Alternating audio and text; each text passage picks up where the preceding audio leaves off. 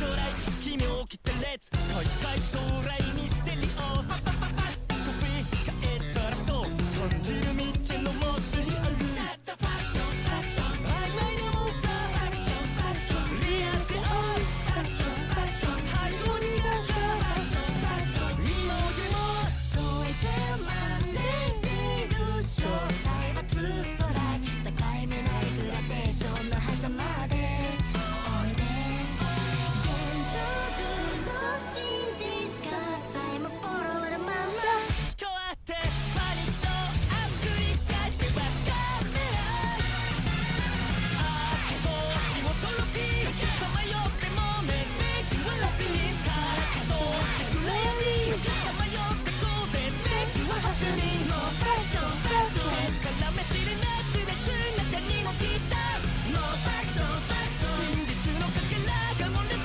つさリアルフィクション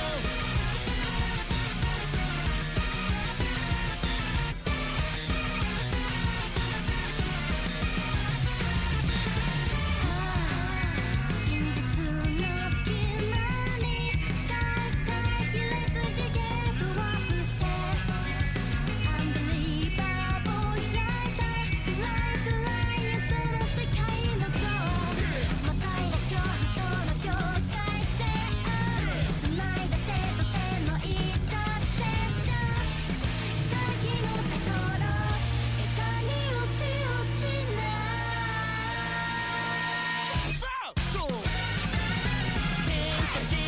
交わってないローインさみせりない怖い揺れてみや飛び込みたいてなくにもファッションもっと裏側信じて待ってよあと一歩もうファッション目に見えぬものへと取りつつさりフィクション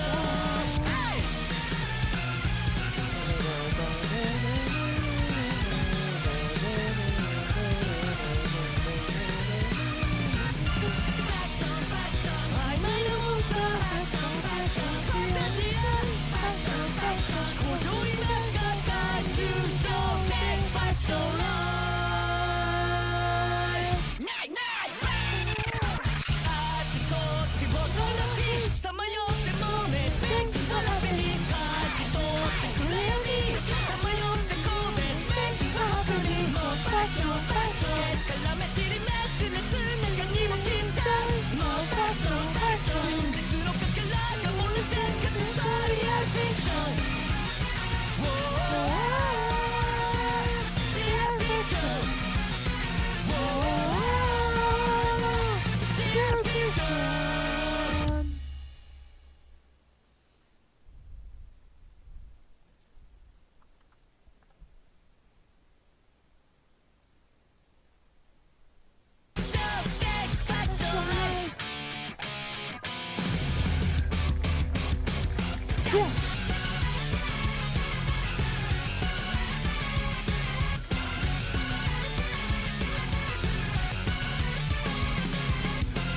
将来奇妙きてレッツ海外到来ミステリオス飛び変えたらと感じる道のもとにある曖昧なもんさリアルである背後にあった今でも遠い手招いている正体はツーストライ境目ないグラデーションの狭間でおいで現状偶像真実がさえもポロなまま今日あってパリショーあ繰り返ってばっかめないあけぼ気をとろきさまよってもめめきはラピニスからどってくれよりさまよってこうぜめきはハプニングファッションからめ知れないつれつ中にも来たノーファッション真実のかけらが漏れてか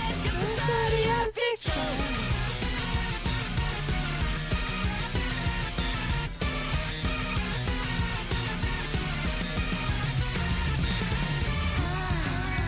真実の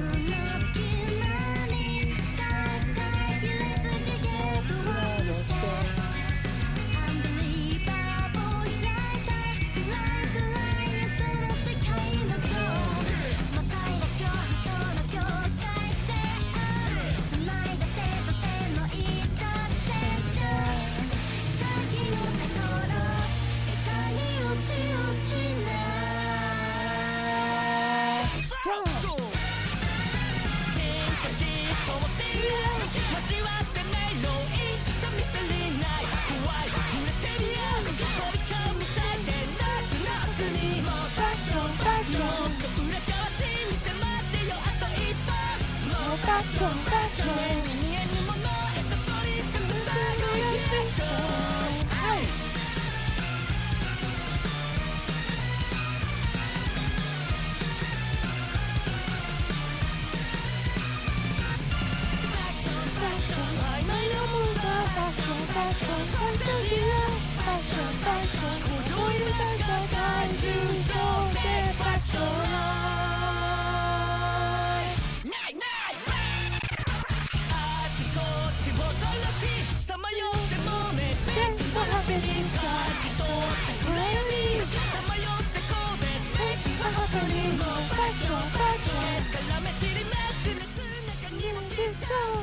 Fashion, fashion.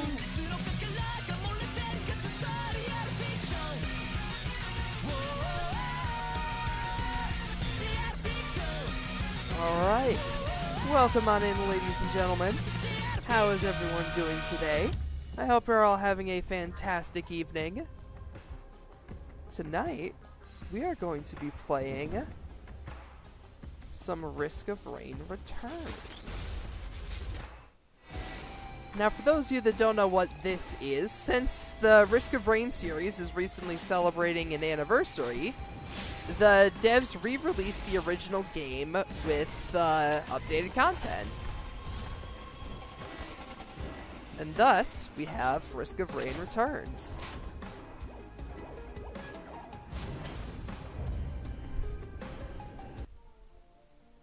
Now, unlike Risk of Rain 2, this game is its own entirely separate beast. It's a 2D side-scroller for one, and it's largely pixel art as opposed to Risk of Rain 2, which is 3D models. There's also a fair few survivors that are exclusive to this, such as the Enforcer, the Sniper, and the Pilot, along with a few others.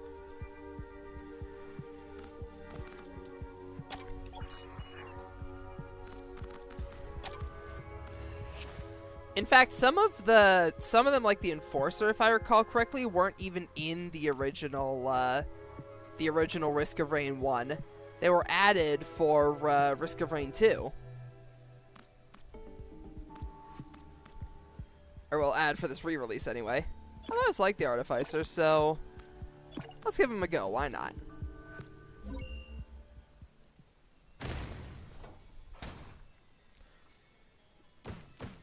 But yeah, it's a very simplistic game.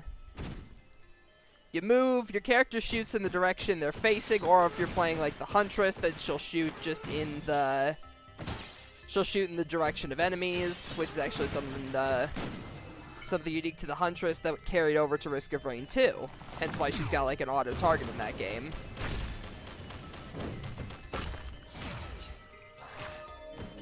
The rest of it is almost exactly the same as Risk of Rain 2. You go around looking for items, try to find the teleporter. Just standard fare for this series.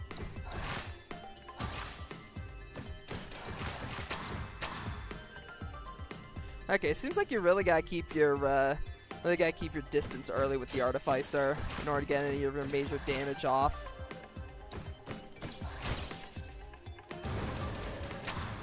Yeah, you gotta use the flamethrower if you're up close, and then I think you gotta keep your distance for the chakrams to do the most damage. Because if they're farther away, then they're already out and spinning, which means that they can effectively deal damage. I see. I'm figuring it out. Like that. There we go.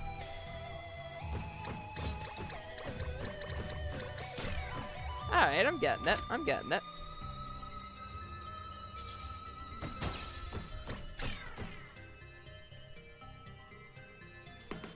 Yeah, this game is just as brutal as Risk of Rain 2, with like just as many chaotic encounters. You'd think the additional axis would help, but nope. It certainly does not.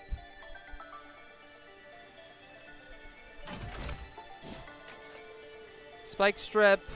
That's actually pretty helpful because then that lets me get more distance. Very helpful.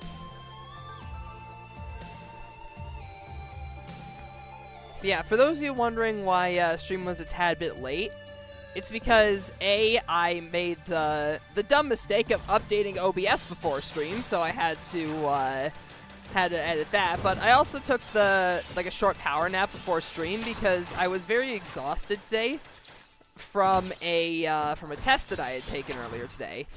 Because so funny story, I took a CS test today, and my professor does a thing where they let us use like a cheat sheet for it, you know? So like I had my cheat sheet all up, all ready to go, etc. And I get to the place where I'm actually going to take the test after like doing a bit of studying / power napping in well, accidentally power napping in the library. I get to the classroom and it's not in my bag anymore. Someone stole my fucking cheat sheet. But thankfully, since I've been doing, I've been taking a lot more, like, mental health related, making a lot more improvements and strides in my mental health and everything recently, so thankfully I didn't have to worry about, what was I gonna say?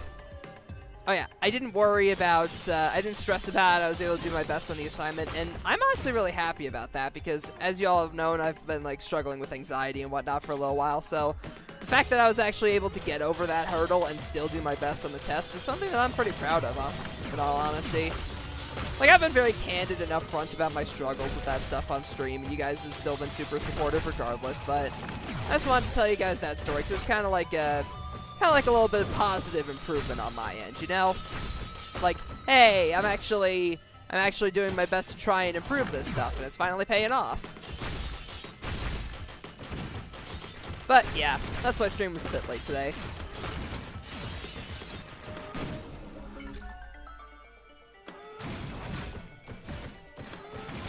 Grab this. Ooh, boxing gloves are kind of huge.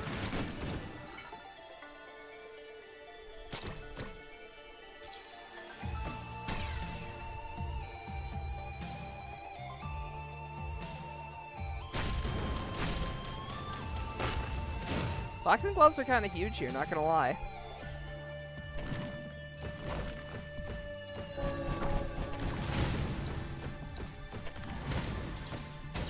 Yeah, I don't think I could do the imp statues as the artificer right now because the imps move way too fast.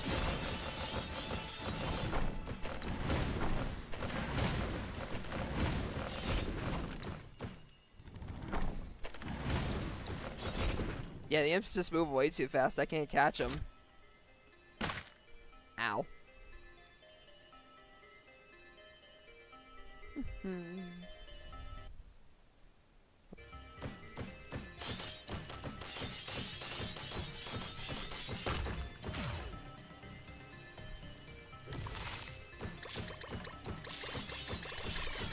Hi, Goob. Ayo, it's time for suffering. It is indeed time for suffering.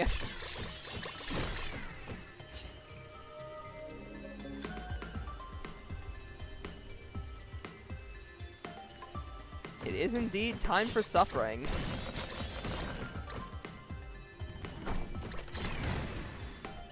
Playing Artie is Brave right now. Oh, are they like bad or like I have no clue what the meta character spread is for Risk of Rain 2 or whatever. Or Returns. I just like the Artificer, so I thought, might as well give him a shot. And I do see what their game plan is. Crazy undertuned due to a lack of hit stun. Yeah. Yeah, I've definitely felt the lack of hit stun so far. My guess is that they have a lack of hit stun due to the fact that they have the ice wall to hide behind, which can separate them from a fair amount of enemies, but yeah, the ice wall doesn't do enough to compensate for a lack of hit stun.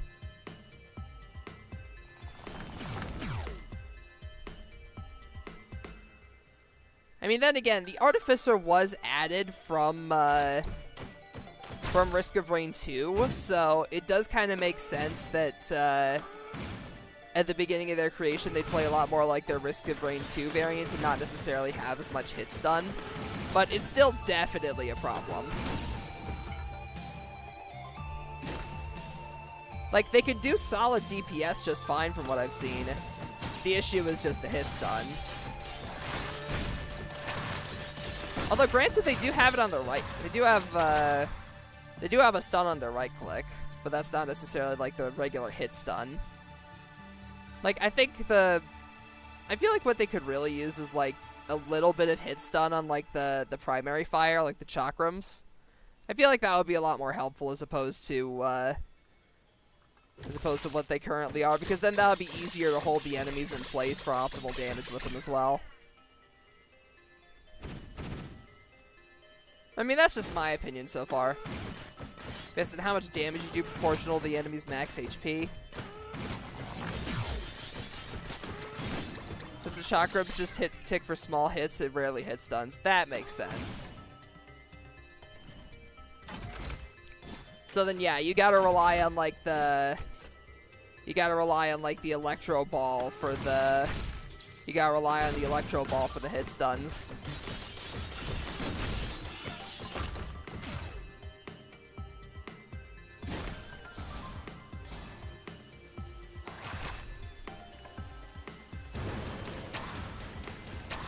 I mean, the flamethrower also does a bit of hit stun, but that thing's got a really long cooldown.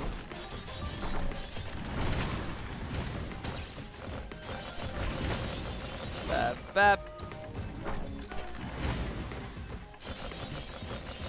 But I suppose it also makes sense because, like, the hit stun systems and everything have probably been in place since Risk of Rain 1. And if I recall correctly, the Artificer is the new character, is like one of the new characters from 2 brought over to 1. So because of that, they tried to migrate the playstyle over, and it probably didn't necessarily work out so well because of how hit stun works in this. That's my guess anyway. Unless they were hella undertuned in the original as well, and I'm just stupid. That's just my theory for why they have such little hit stun at the moment. Really cool, a bit undertuned. No, yeah, I really like the design too. I like the design. I always have been a fan of how the Artificer plays. It's just the problem is that at the moment they're a bit undertuned because they're not necessarily built for the systems in place for 2.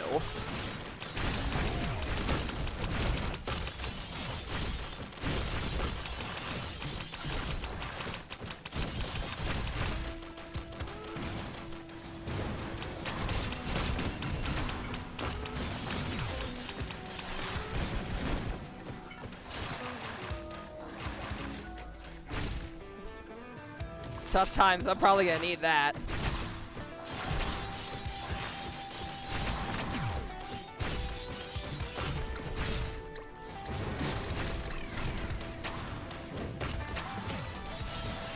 But I mean, hey, I somehow managed to make it past the first boss, so that's pretty good.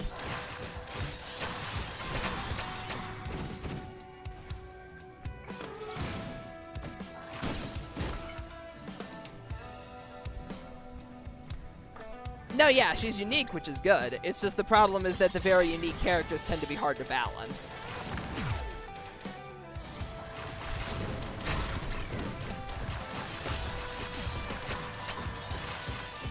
Like, the more unique and outside the box the character's gameplay is compared to, like, the standard in games like this, the harder they are to fit into the available systems.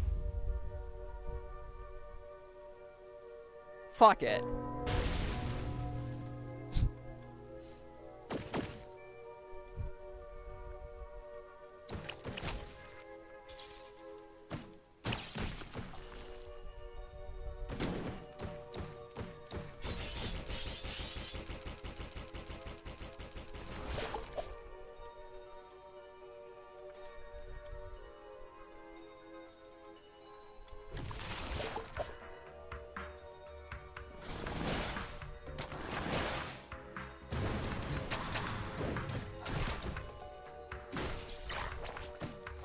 Risk of Rain 2 mindset for this game is also a fight against muscle memory. Oh, absolutely.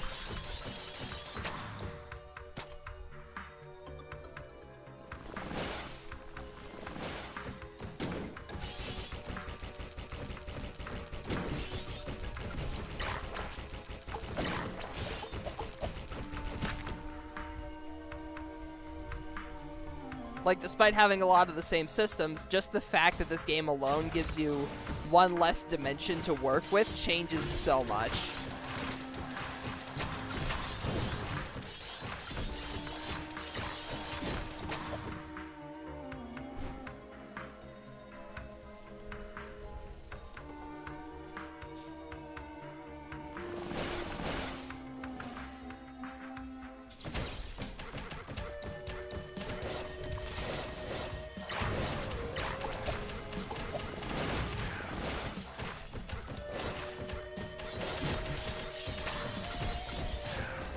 Oh, that's interesting. So you don't necessarily need to be behind the ice wall. The wall itself just draws aggro. Hey, Lancer! Thank you for the tune. For what's up? I super appreciate it. 9 whole heckin' months. Welcome on back to the Beam Brigade. Enjoy your emotes and your Astolfo beam. Time to kill this fun with Mons. Oh no! Oh no! Oh no. Listen, Lancer, we can talk about this.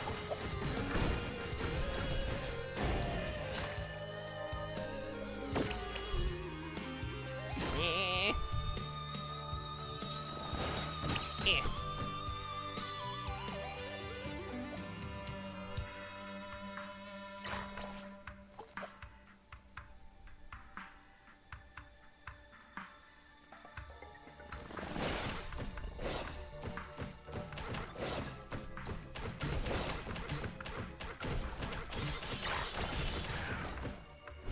Also, with Risk of Rain 2 having attacks very disjoint from the hitbox, something too close or too fast, you're kind of screwed. Oh no, yeah, absolutely. That's the main thing I noticed. Like, Artificer's primary attack does require a fair amount of distance between you and the enemies in order to deal the most damage. Because when the chakrams first going out, it doesn't do very much. But when it's stuck in place, that's when it can do the most damage. So because of that, you kind of need to have a bit of distance on the enemy already, which is very difficult to get in this one. Like, granted, the ice wall does help with this, so you can, like, optimize the damage a bit thanks to tools like the ice wall and also the shock blast stunning enemies. But it is still very, very finicky to try and get that good, try and get into that good damage radius.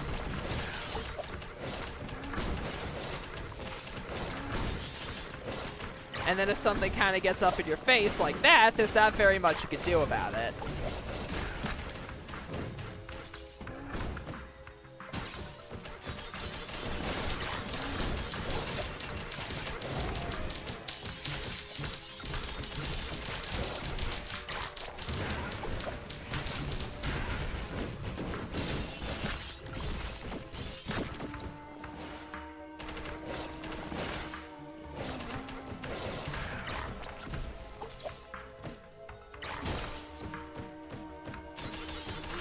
Yeah.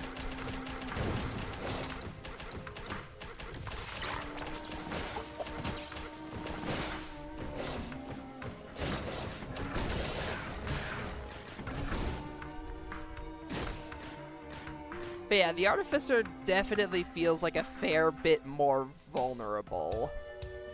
At least in my opinion, anyway.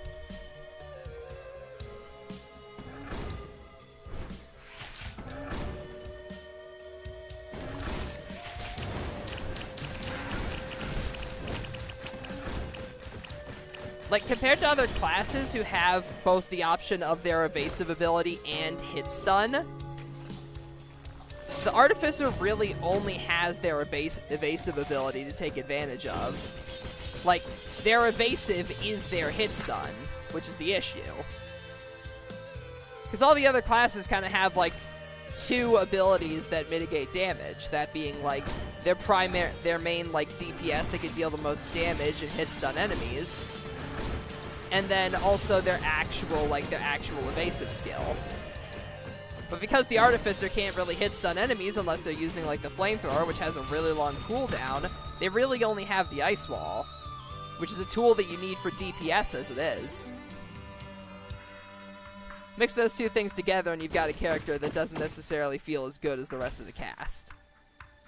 Like, I still do like them. I really like what they do and how they're a lot more unique compared to the other characters in Returns, but they definitely need, like, some kind of rework on how their hit stun is calculated or something.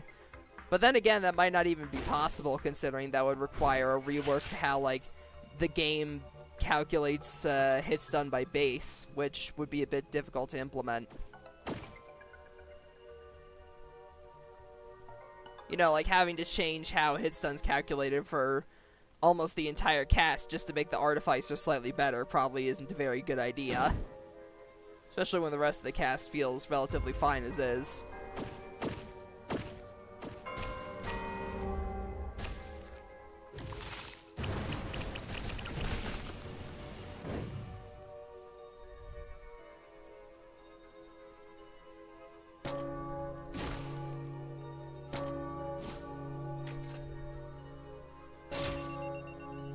Like, I honestly kind of feel like if the Artificer had just, like, a slightly shorter cooldown on the Flamethrower, they might be able to get some good stuff in, because the Flamethrower can actually get a bit hit stun.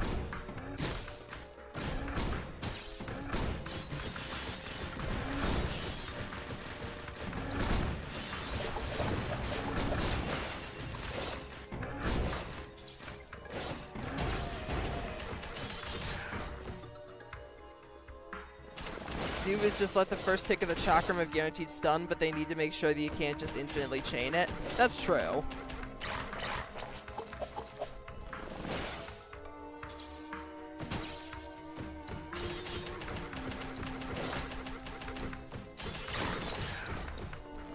Like, make the first hit of the Chakram apply like a special kind of hit stun that can't be reapplied for like a few seconds or whatever. That way the enemy is still technically stunned and they do have a bit of a chance to approach you, but it's not necessarily going to be like infinite.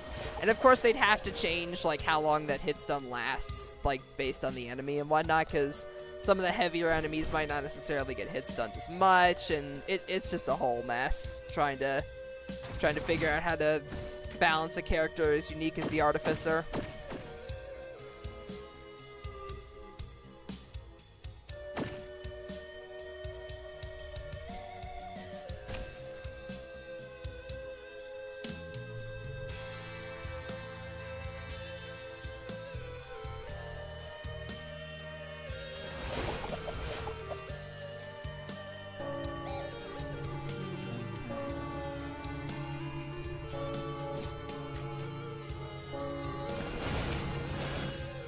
Gold-plated bomb. Drop and detonate 50% of your money. That sounds awful.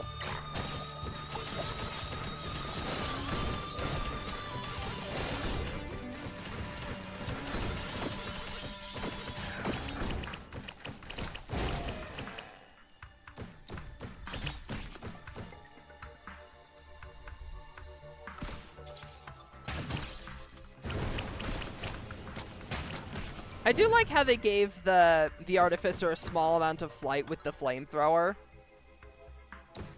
which I could definitely appreciate, because in Risk of Rain 2 they did have flight. It's just the flight was like a special ability compared to everything else. But it's nice that they gave the flight onto the Flamethrower this time, so at least they do still have the option of flight.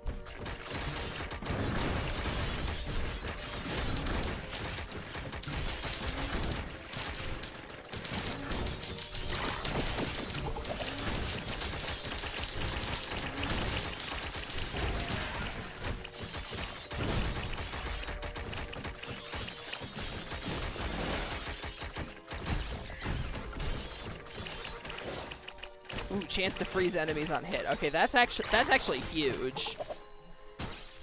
I wonder how the chance to freeze on hit is applied for this character, because like, if that's applied per hit on like the small tick damage of like the mini chakras, then that could be huge.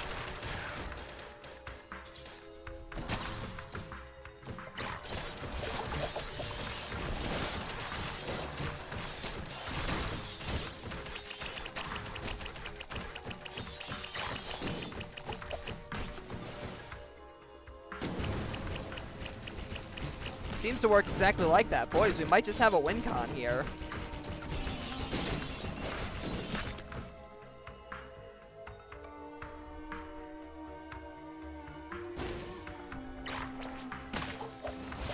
It's far from a perfect win con, but it is a win con. We take what we can get.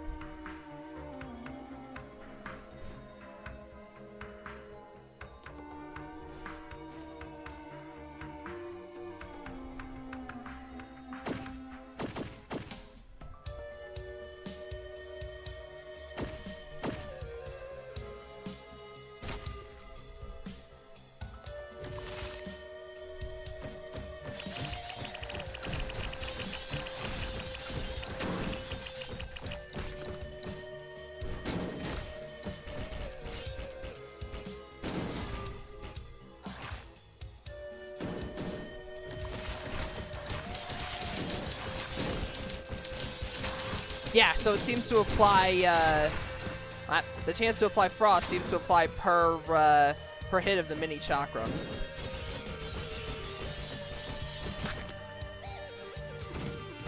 So we might potentially have something here.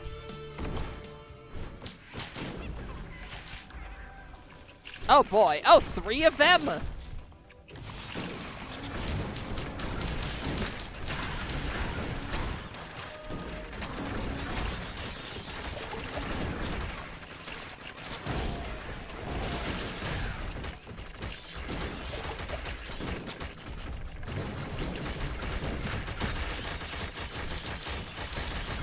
In the words of Dante Devil from Devil May Cry, what the hell is this?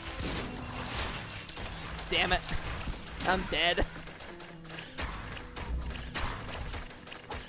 This plan has killed you. Indeed it has. I'm gonna try, let's try Pilot this time.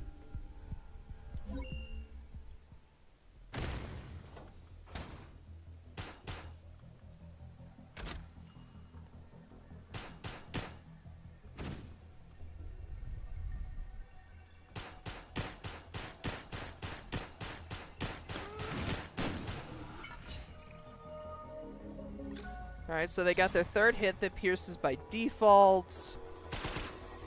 They've got a downward/upward shooting attack. Attack that goes diagonally. Rapid redeployment. Launch into the air, stunning enemies and activating a parachute. If airborne, launch forwards instead. Oh.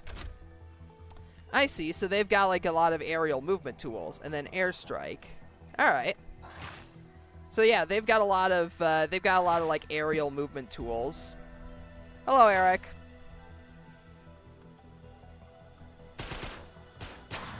Pew.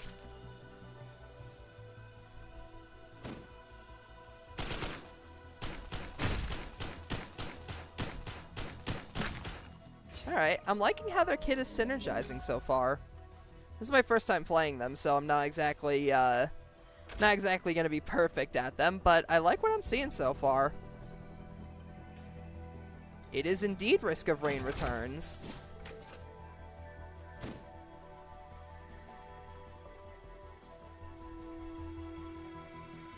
Yeah, fuck it.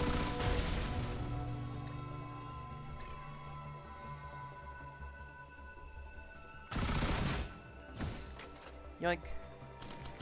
Pilot's cracked. I mean, I could already tell that it seems like they got something going on.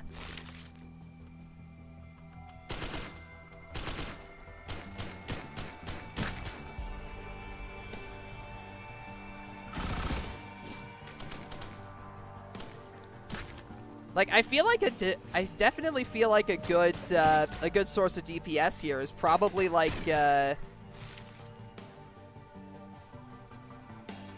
is probably just like rapid deployment into the right click. I feel like could do a massive amount of damage because rapid deployment and then you just keep holding down the right click. That seems very powerful. So I'm gonna grab that's why I grabbed the backup mags early.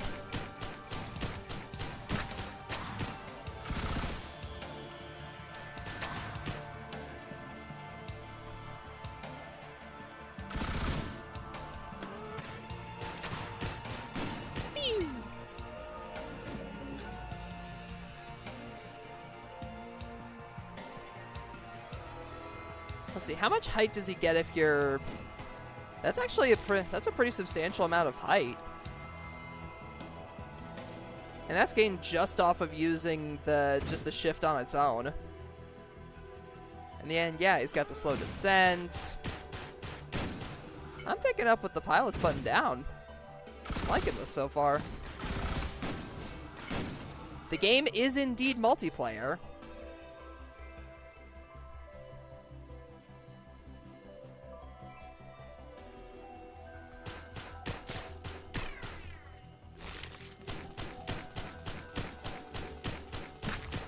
Will I be able to join you? I believe so.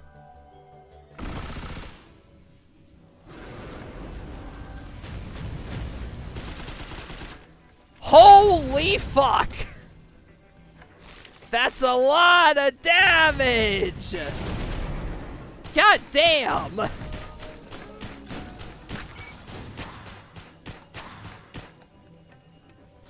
Jesus Christ. What infinite piercing does to a motherfucker.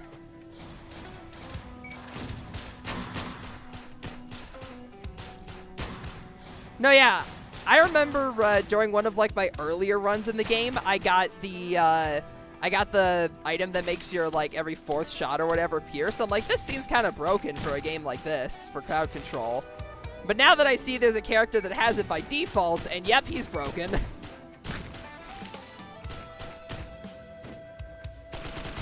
And then also that. Like, yeah, if I just stock up on backup mags, rapid deployment into target acquired is probably going to do, like, an absurd amount of DPS. And it keeps you airborne?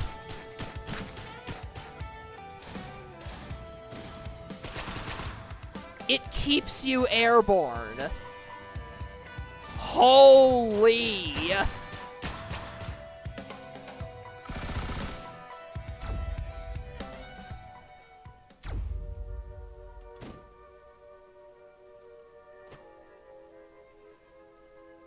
Wow. So theoretically, you play your cards right with this guy, you might never have to touch the ground.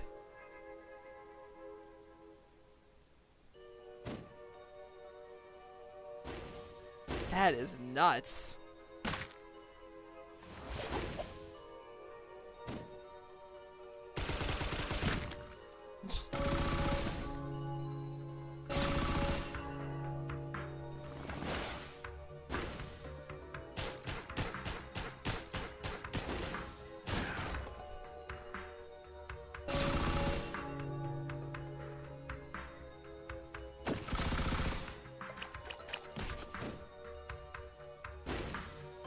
Damn, double strikeout. Ah, well.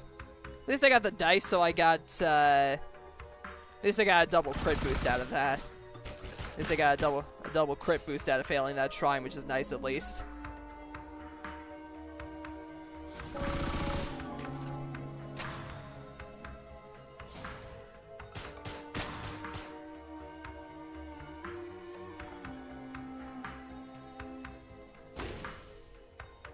Boing.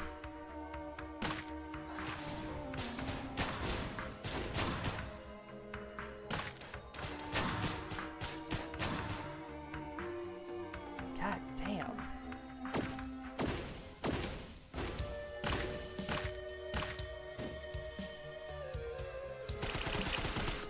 Ha! Holy.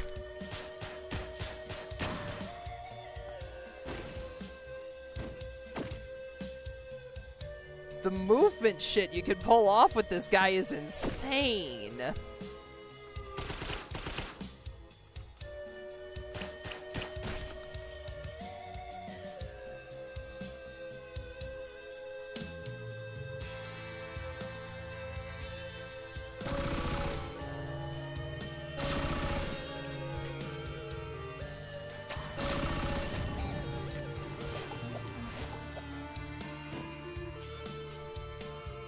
I wonder if you get up high enough with the parachute, it counts as outside of danger.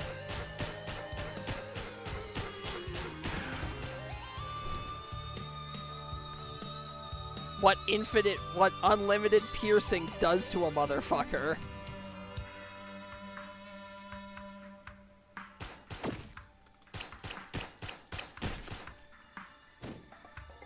Yum.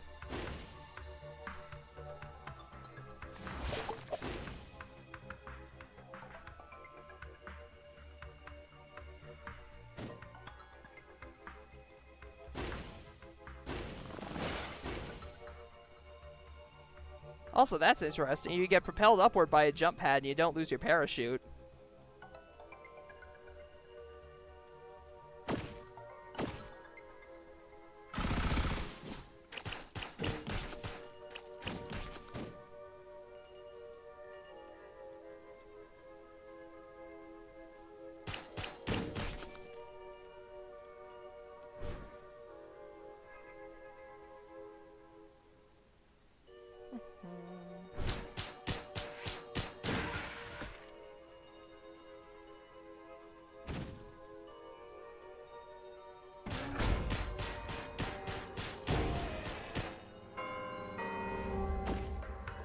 I forget, I think I already used the Shrine of the Mountain on this floor if I recall correctly. No, I have not. Let us go use it then.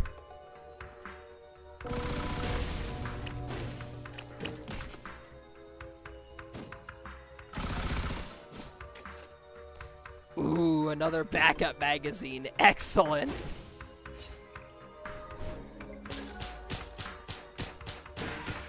The more backup mags I have access to, the better.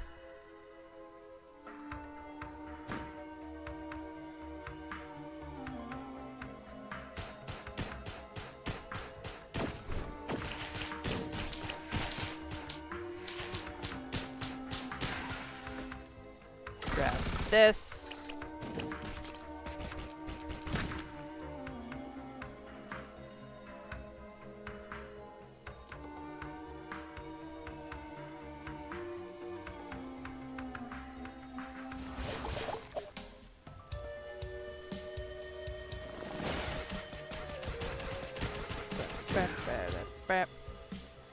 Ready to play when you are, Captain? I see that.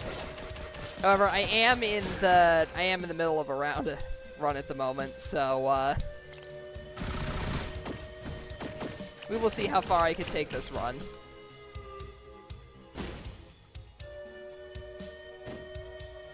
Yum.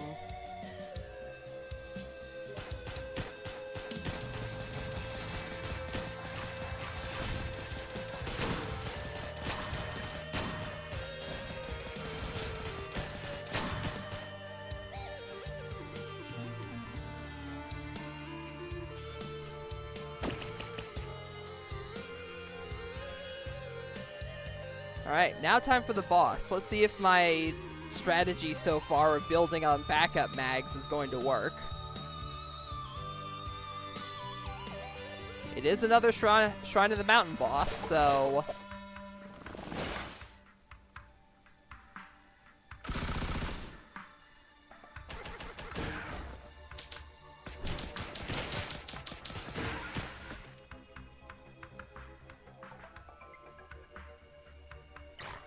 Also, this guy moves really fast.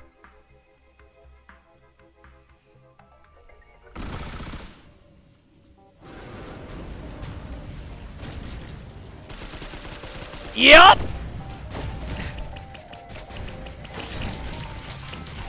My build theory was correct. What infinite piercing does to a motherfucker.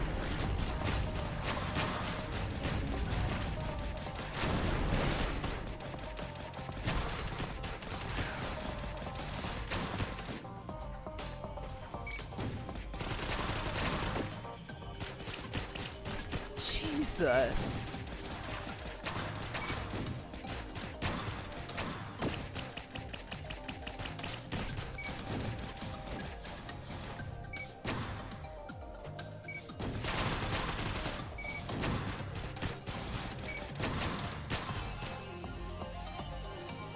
God damn.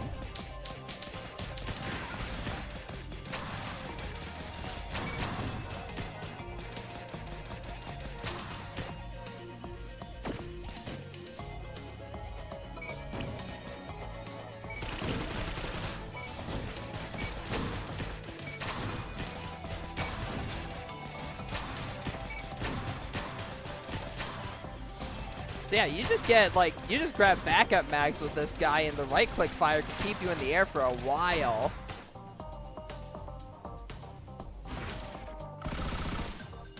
God damn.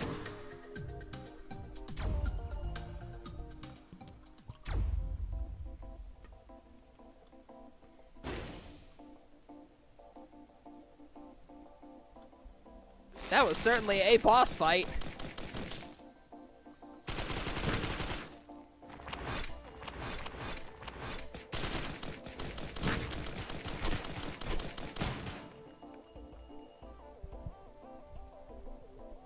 Contrary to what I feel like, that was certainly a boss fight. Felt more like a massacre, to be honest.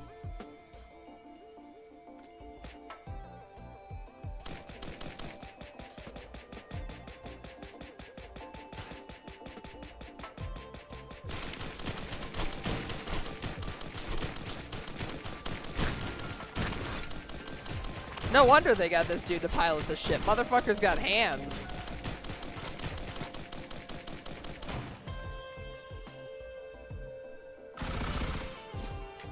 Like, he's got so much hit stun on his attacks. Plus, like, his missile ability is technically also a dodge. He's got, like, all of the aerial mobility and everything with the glider. Like, this dude has so much going on in his kit. I love it.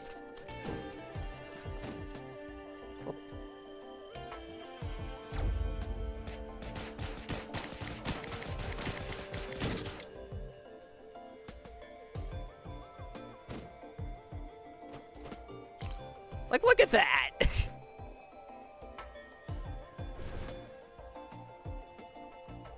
That's the most bizarre, random-ass movement tech I've ever done, but goddamn does it feel good.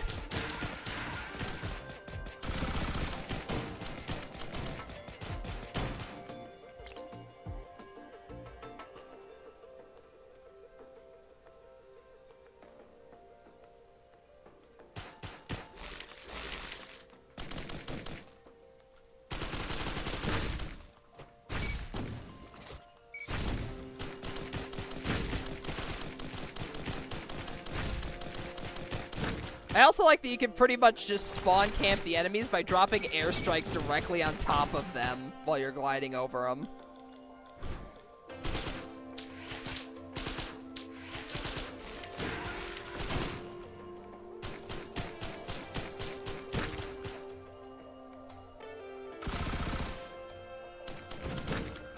Sheesh.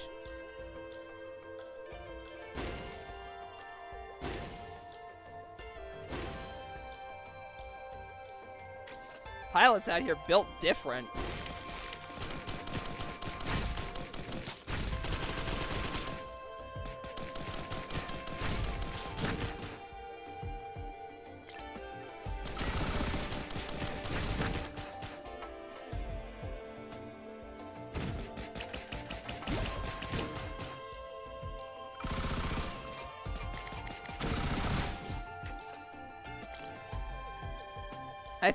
I'm guessing the head stompers can combo with the glide.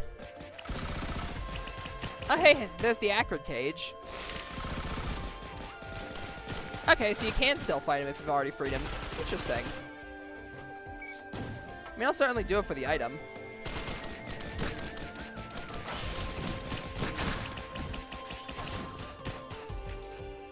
Yoink. Doggo is indeed Doggo Cage.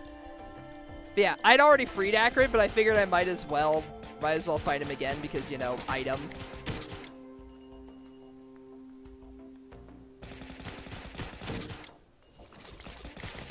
But we do indeed love Acid Doggo here.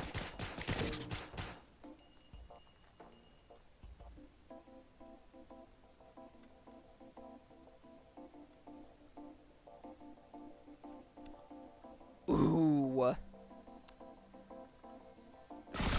Drone repair kit with this.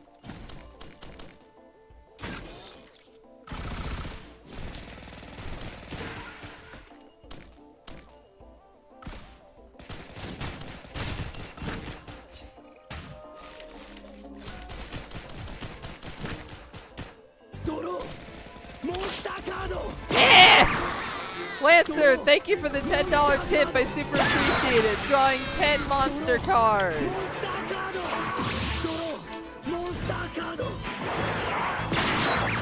Ender, why you being adorable? Wow, how dare. Also, let me check real quick if that came with a media request. Alrighty. Just wanted to make sure I wasn't missing anything. Map.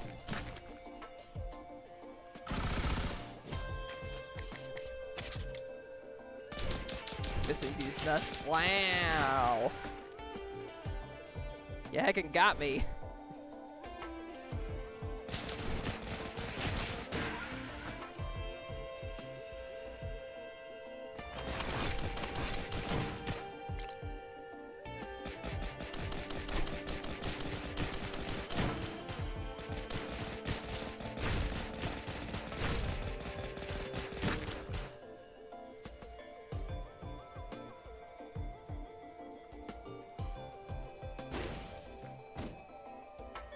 Alright, I can't really find a shrine in the mountain around here, so I guess it's time to just go massacre whatever poor boss the game puts up against me.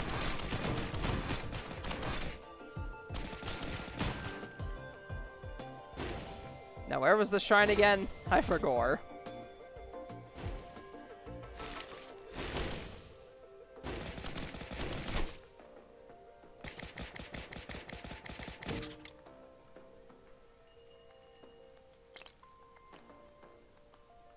And over there, that's where Akard was.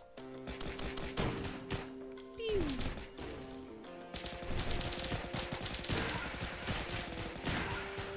Alright, nice. Yep.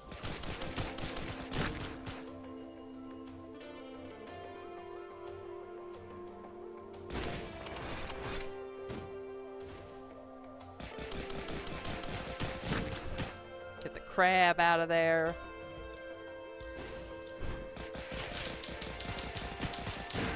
Alright, if I remember correctly, the exit portal was around here.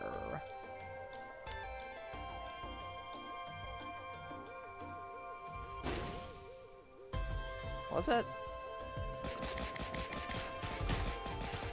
Again, I do not remember.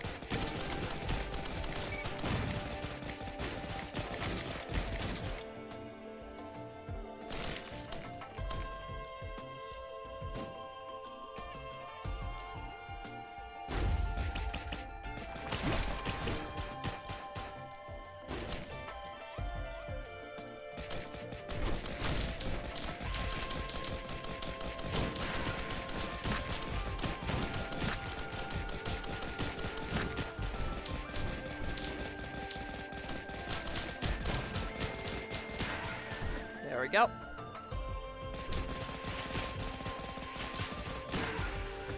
I swear the portal was over here.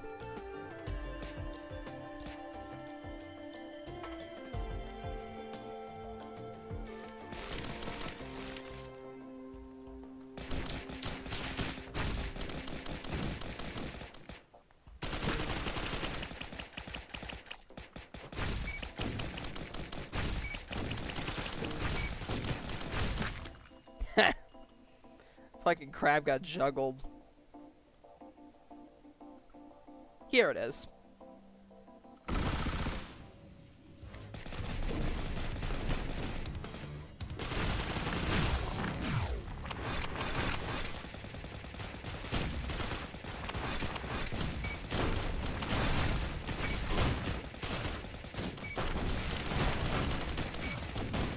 And the Colossus is already dead. I am not surprised. Yoink, yoink. Ooh, increased firing speed and healing after kills? Game, you shouldn't have.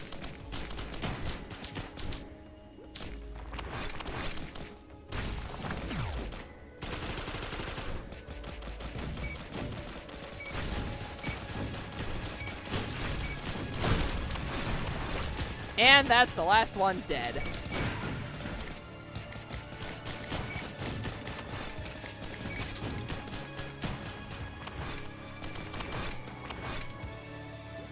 God damn. Pilot got hands. Pilot got mad hands.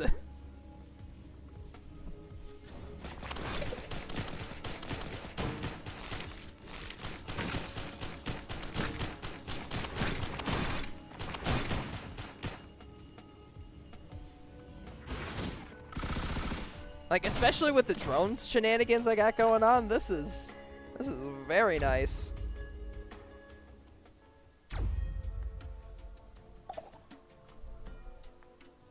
Ah, the Magma Barracks. Last time I got this area was in a first loop, meaning that I died.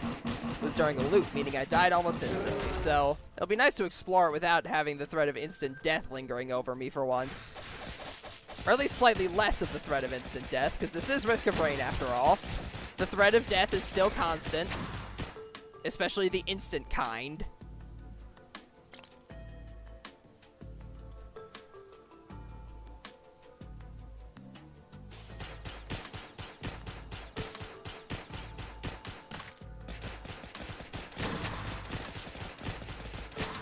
Okay, the attack speed boost on this guy is also a bit ridiculous.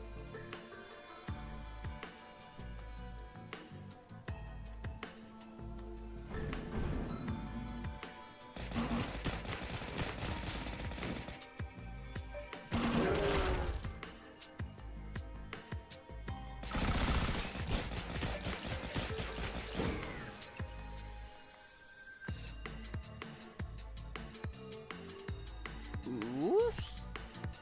Hey, yo, this song's got a bit of breakcore going.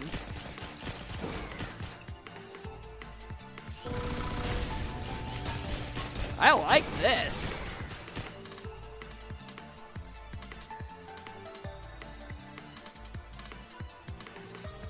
I like this song. It's a lot more active and fast-paced than other songs I'm used to in the Risk of Rain series.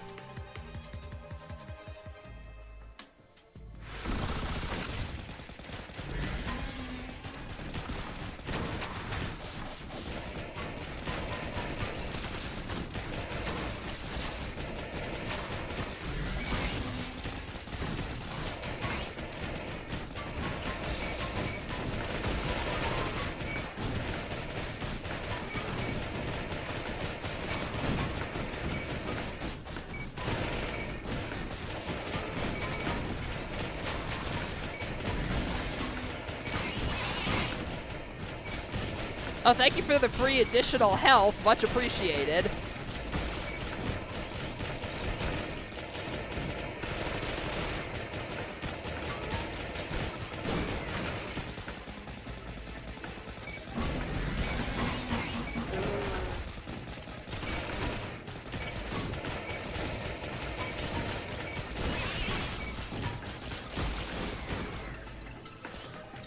One of those bosses was an elite, and that still wasn't enough to stop me.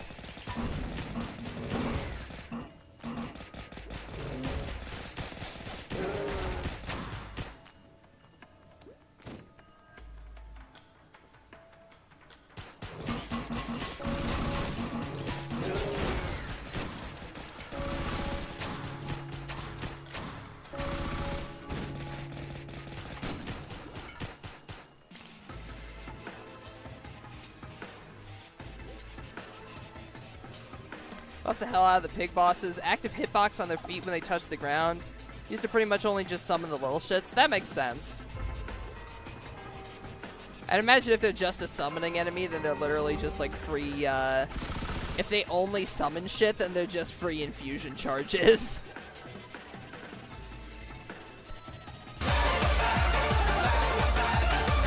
Hey! Welcome on in! And Raiders, thank you so much for the raid, Riley. I super appreciate it. How was your stream? What were you doing tonight?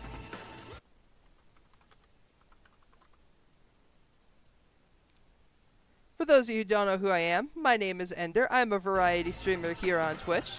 We play a bunch of different games, and tonight we're playing some Risk of Rain Returns. Turns out the pilot is super busted.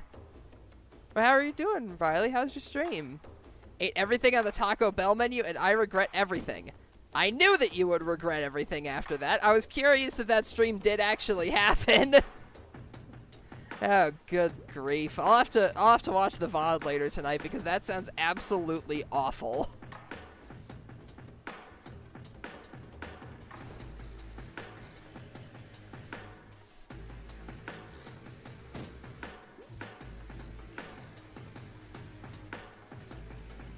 But yeah, if you want more, I guess, Dead by Daylight content and whatever the hell kind of content eating the entire Taco Bell menu counts as, go follow Riley. That's the best advertising pitch that I can give for them, because honestly, Riley's streams sell themselves. I mean, after all, where else are you going to see a bizarre mouse person decide, yes, today I will eat the entire Taco Bell menu on stream?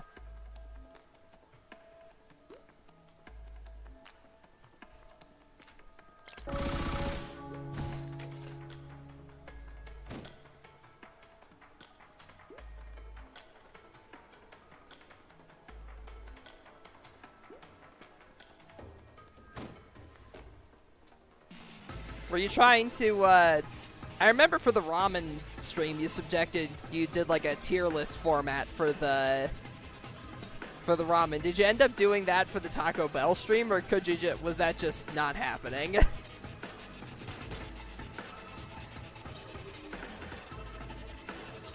Yes? Alright, then I'll have to take a look at the tier list as well.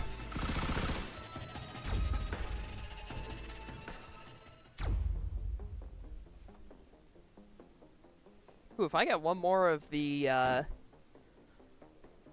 drones, then I got 3 for that thing.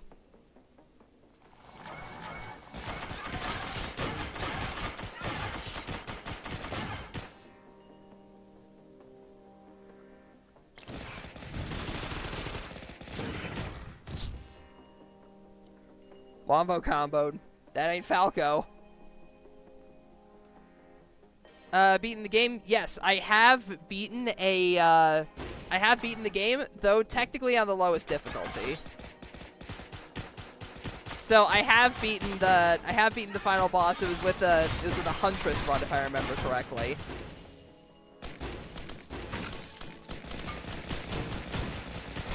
Now, yeah, even the lowest difficulty in this is still pretty hard. Like, unlike Risk of Rain 2, where the lowest difficulty is a bit of a cakewalk, in this one, even the lowest difficulty is still pretty hard.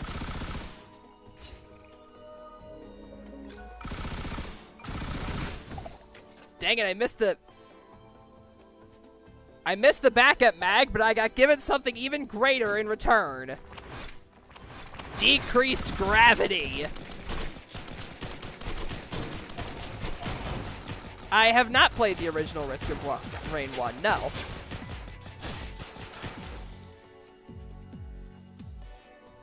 Did the final boss used to be harder in the original?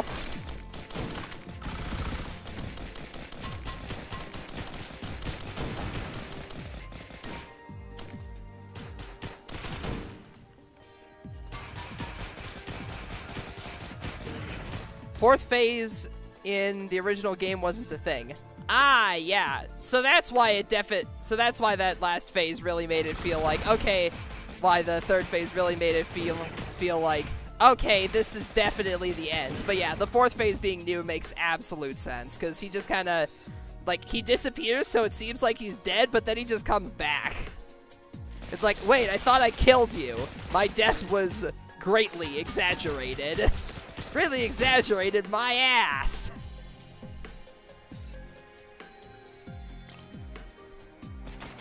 Greatly exaggerated my ass. You got a third phase. You got fourth phase just to spite me.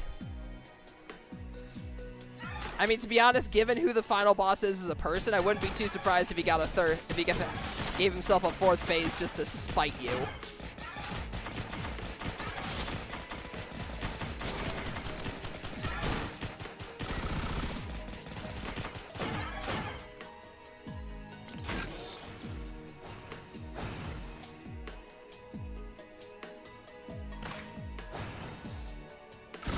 Yoink.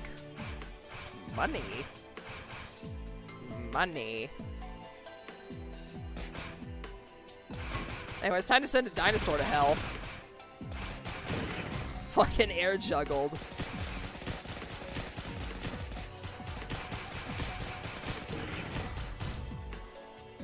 Getting to it the first time, Rainstorm, and actually panicking, trying to win.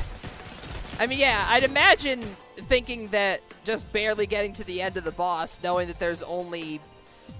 thinking that there's only 3 phases based on your prior knowledge of the series, so using, like, all of your resources you can to try to beat the 3rd phase, knowing that that's it. But then it turns out that that's not, in fact, it, so you have to use what little resources you have left over for burning everything to beat the 3rd phase. Like, I can imagine that's probably terrifying.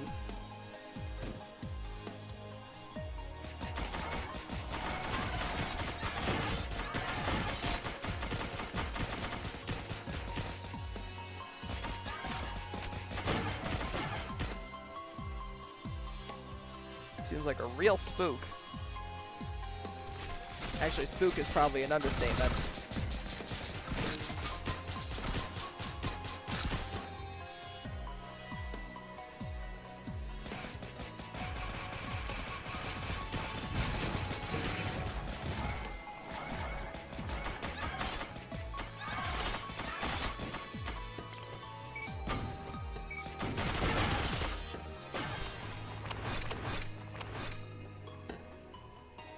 Also, wait, how long did the... could trigger multiple times if... let's see. Okay, so the airstrike could just trigger multiple times, and then if you're airborne, it dashes upward and drops a bomb directly below you instead.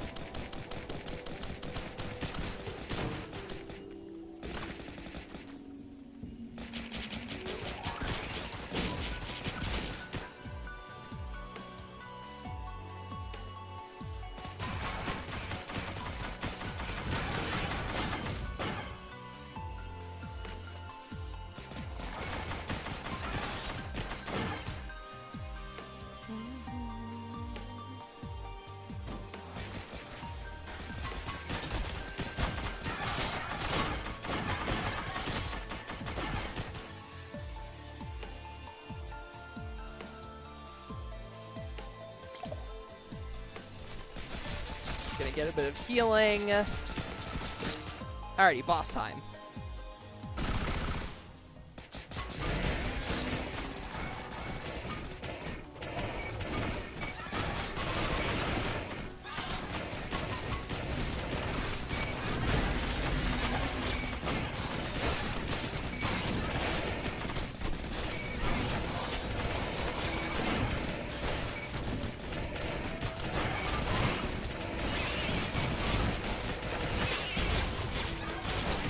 Okay, yeah, those pigs are definitely not a joke.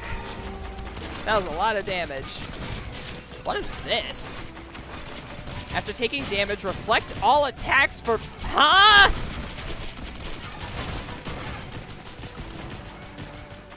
Come again?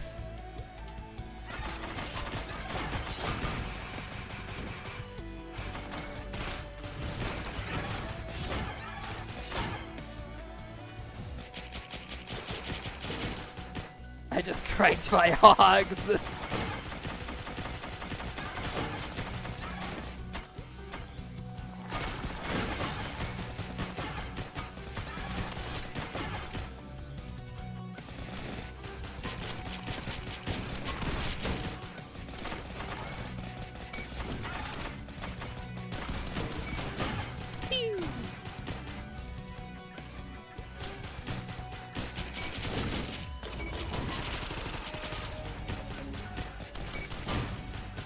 Like, god damn. We loop! Fuck it, we loop!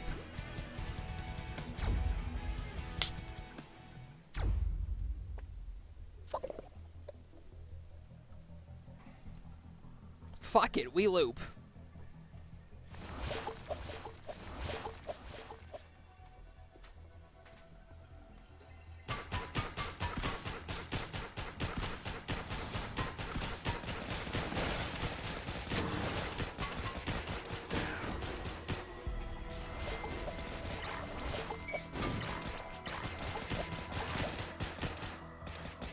So if I just take damage 6 times and then I reflect everything for 4 seconds, it's kind of busted.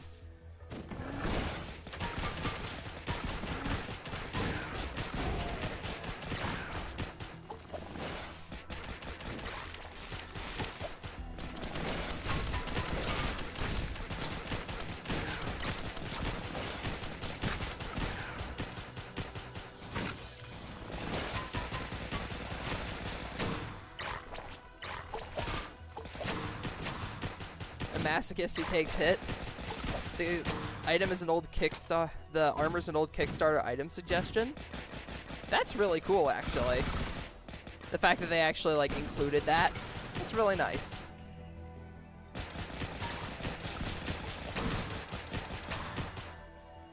Kickstarter for Risk of Rain 1 was only $2,000. Really? That's wild. I mean. Nah, it was honestly like probably even more expensive to make a game back then than it is now.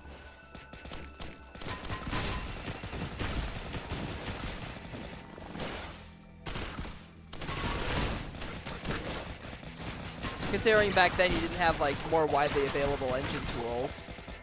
So the fact that they managed to make a game on like that low of a budget back then is wild to me.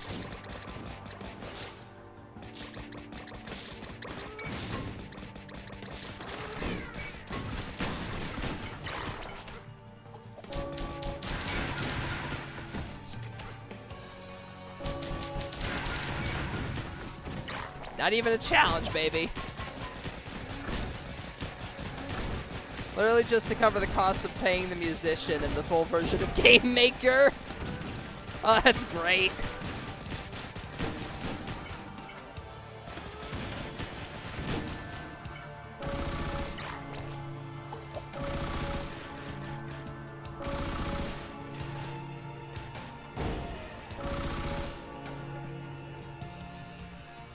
Bruh.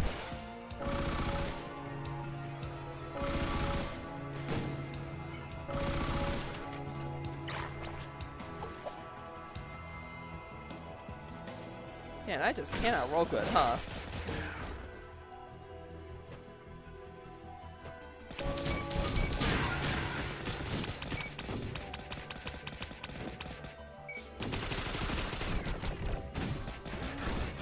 Ooh, happiest mask. Nice.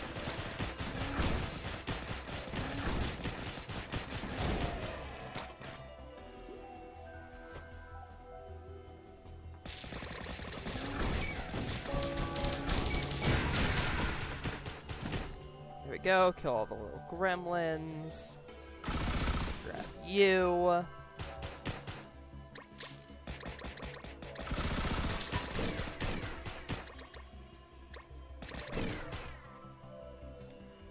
Literally a hobby game that expanded in popularity, really, Pog? Oh, absolutely. Absolutely.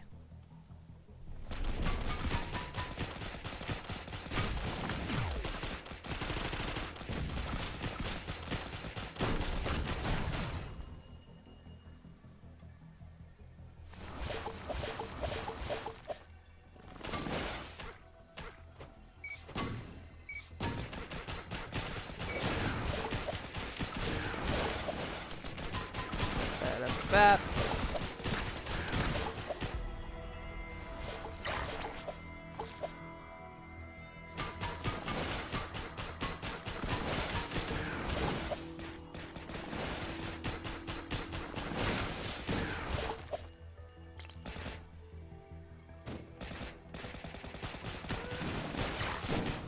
Oh, I didn't even notice there was a container over that fisherman's body. I just thought it was just the fisherman body and that was it.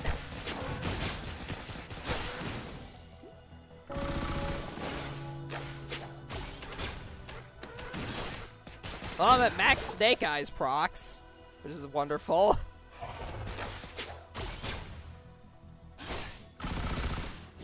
I really am having that shit of luck with containers.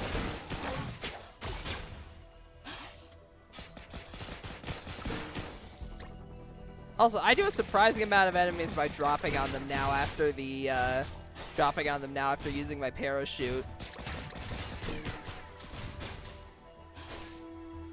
Because I've got like fucking 4. I've got 4 head stompers.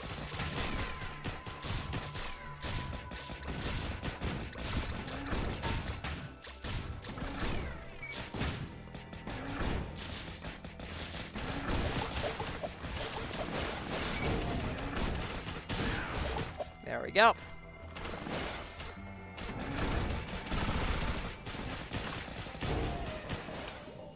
Volatile Wandering Vagrant.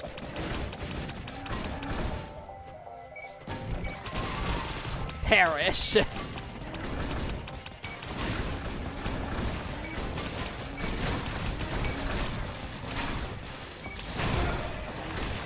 Kill 10 enemies without touching the ground or geysers.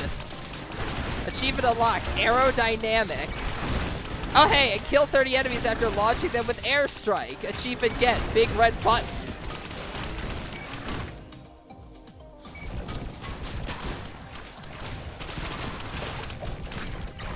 That's the Vagrant dead.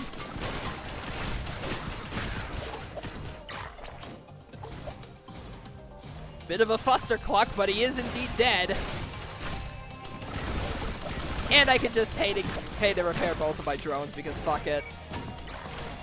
I got money.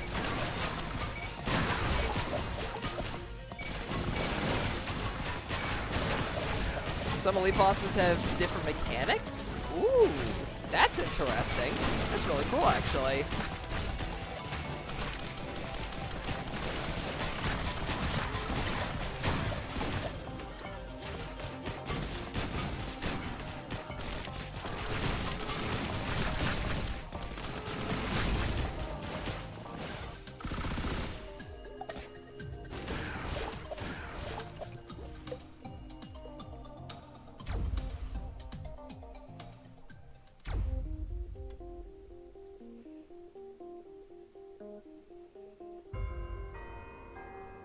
Overlording Stone Colossus will summon a group of jellyfish instead of golems. Really? That's interesting.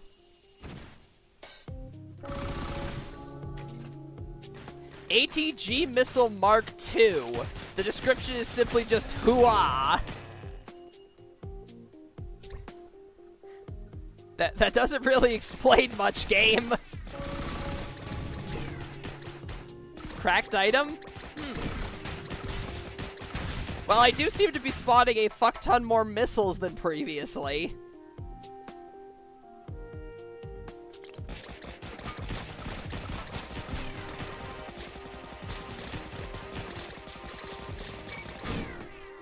Bang.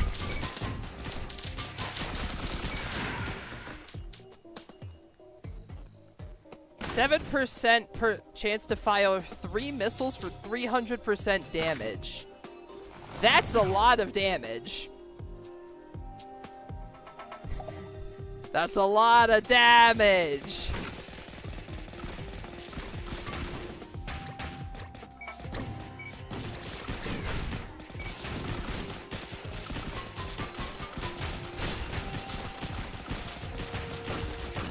Also, what's it a 7% chance on? Like, attack hitting? 7% chance per tick or something? I'm guessing it's attack hitting, yeah?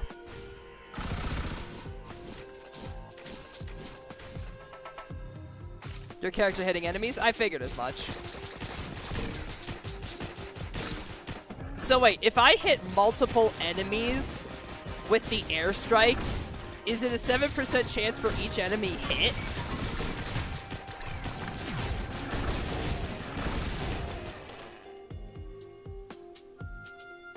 Items do not proc other items. Ah, alright.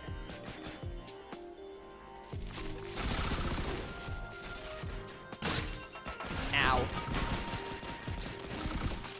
Why did I not use my parachute there? I'm the fucking aerial character. I have a parachute, for fuck's sake. Use it like a parachute.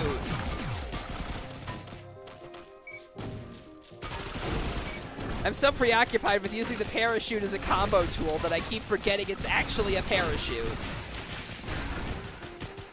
Like, it functions as a parachute as well.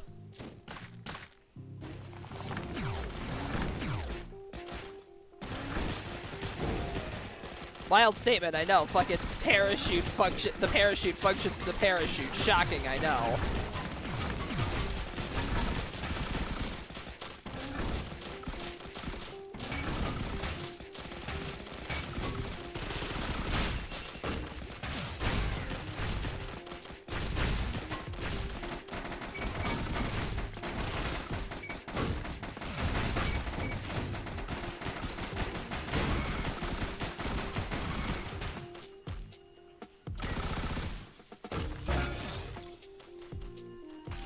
Oh, wait! Repairing the drones counts as purchasing them, or like summoning the repair drone does? Well, I got the engineer. Neat. The engineer is here.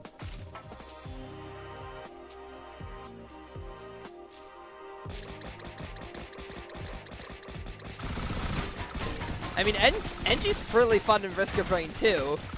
God praise the fungus turrets.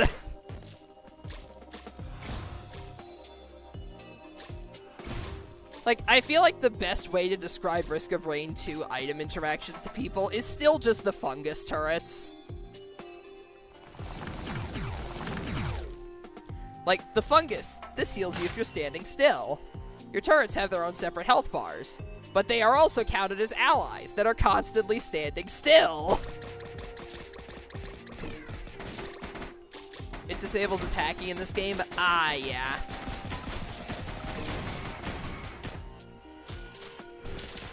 I mean, I figured that Bungus would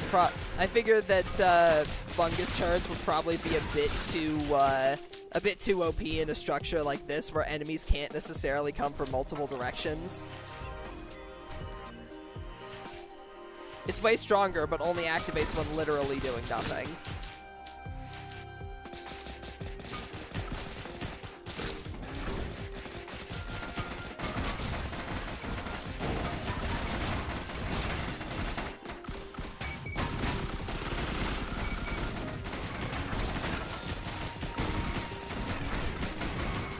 Okay, the missile just procced a fuck ton of times there.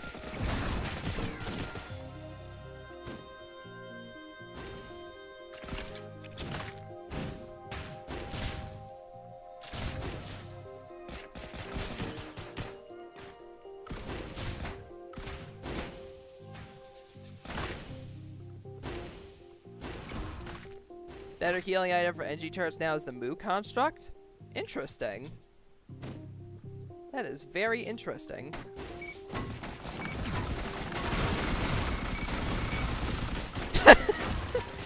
Okay, doing the fucking rapid hit combo with the rapid hit combo with the fucking ATG missile Mark II is wild, because I just see like fucking 50 missiles just show up.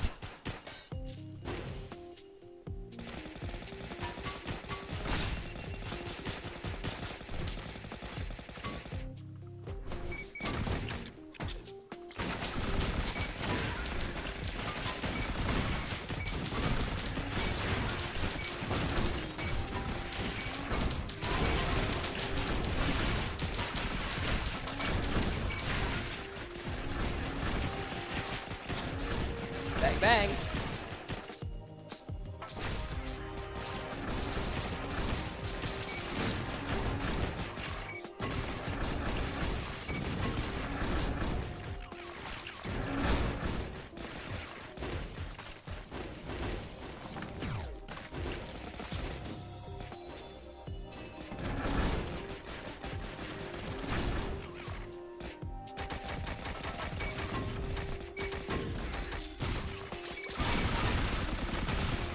That's a lot of missiles. Ooh, a Hapu Feather.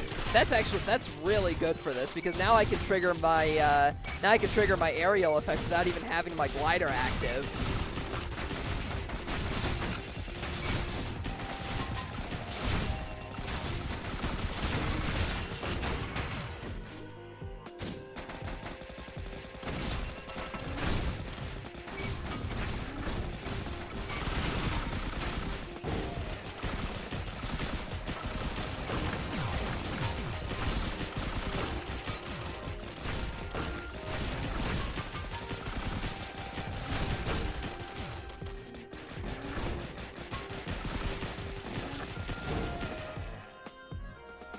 Good grief, look at my money! Oh, Magma Worm, hi.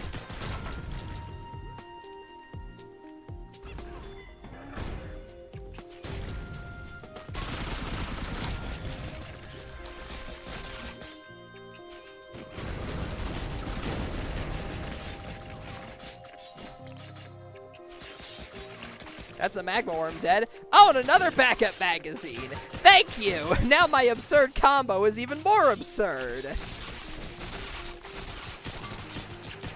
Though the enemies are starting to hurt a bit. Where the hell's the teleporter?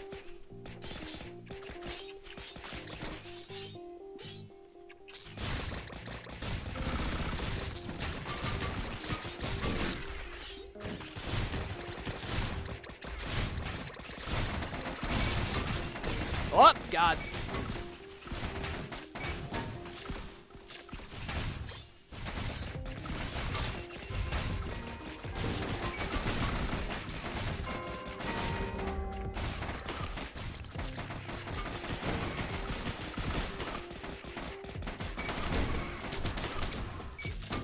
Do max HP damage before reduction, so they always hurt like crazy. That makes sense.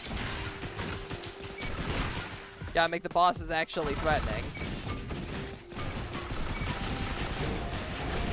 That was a fuck ton of missiles.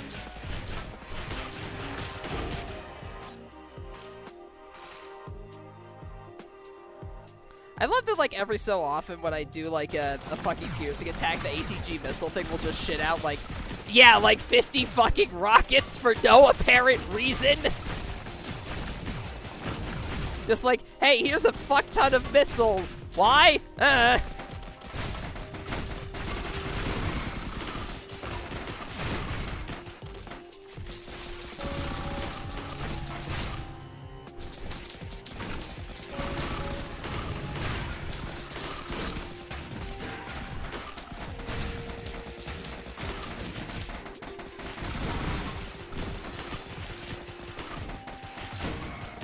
Oh, more gold, more damage. Perfect.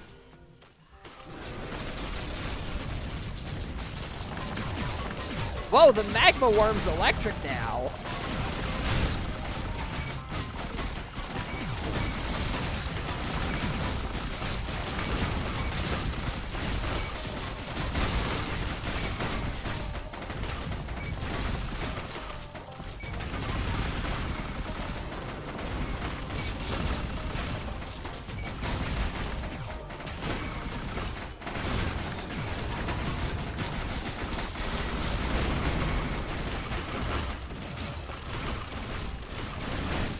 Alright, we got the Magma Worm. That's good.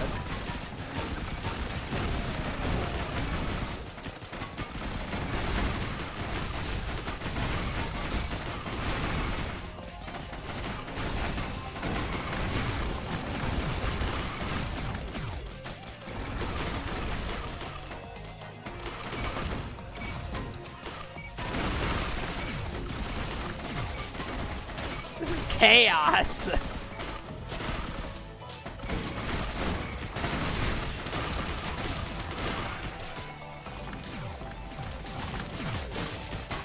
This is just complete utter chaos. I'd lose my character in this in the fucking hail of shit going on right now. Jesus. I don't know how chaos. You don't know chaos until you've tried the prestige artifact. Oh God. I think I'm strong enough to go to the final level now. Yeah.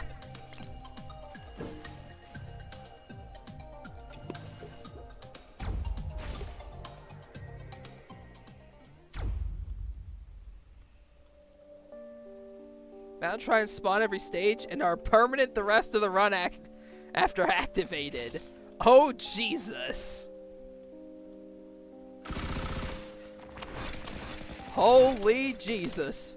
What is that? What the fuck is that?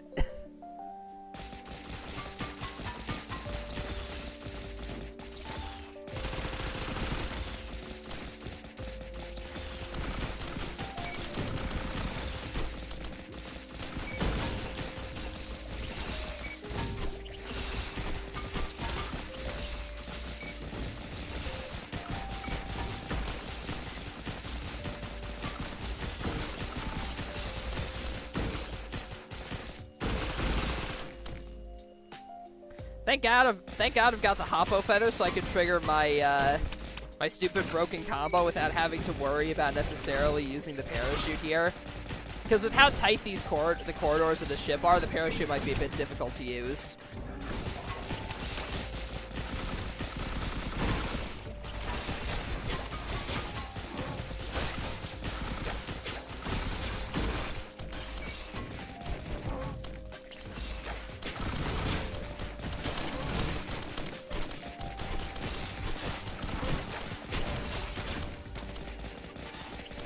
Ooh, rechargeable shield. Nice.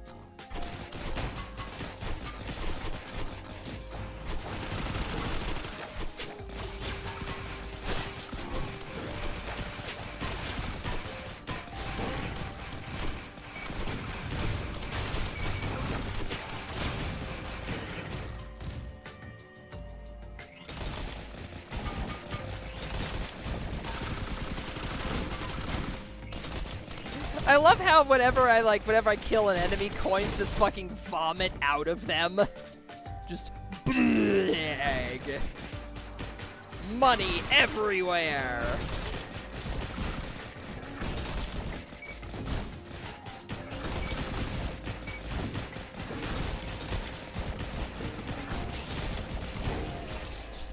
Like, look at that. Just money just vomits out.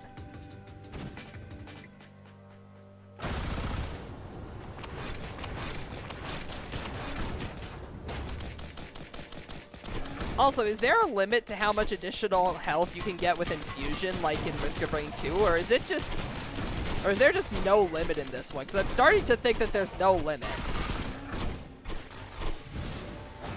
999? Okay, so there's basically no cap. Cool. Ooh, another backup magazine. Game you shouldn't have. No, seriously, you probably shouldn't have. I'm going to end up breaking the game at this point, if I haven't already.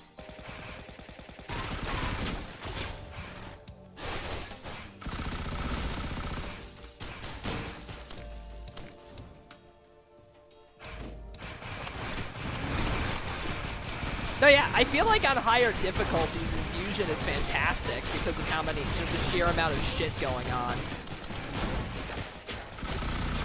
Like, with the sheer amount of enemies that are spawning in any given difficulty, I feel like any on-kill effects in this are really good.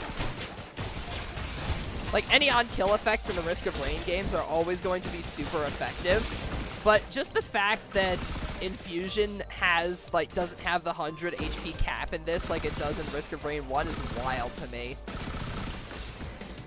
Ah, hey, another key card. Nice, I've got 2 already.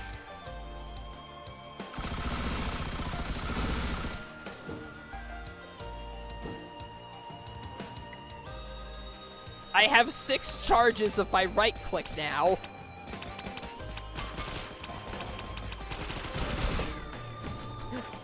Oh, hey, 3 key cards.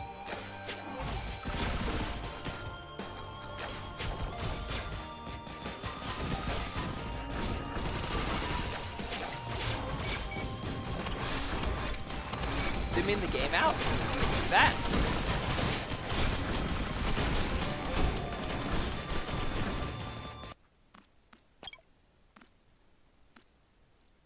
Huh.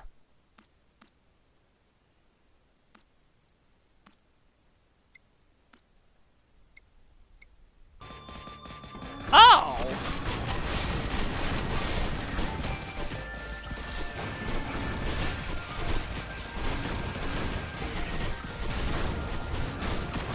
I'm gonna be honest, I think I have to play with double because otherwise I feel like I'd lose my character.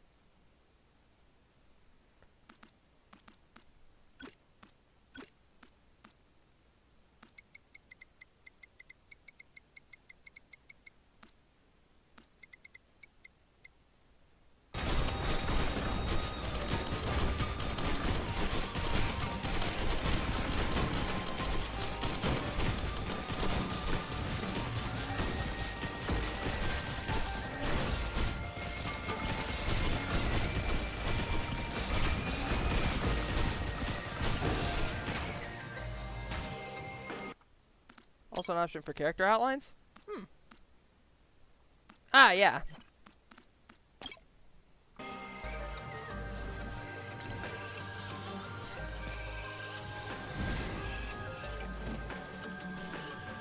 Oh, that definitely helps.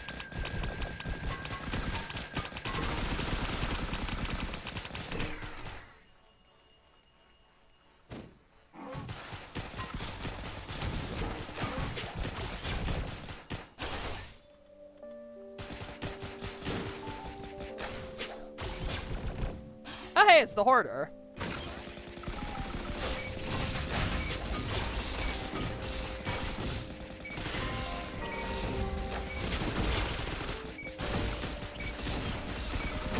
The Hoarder is now dead.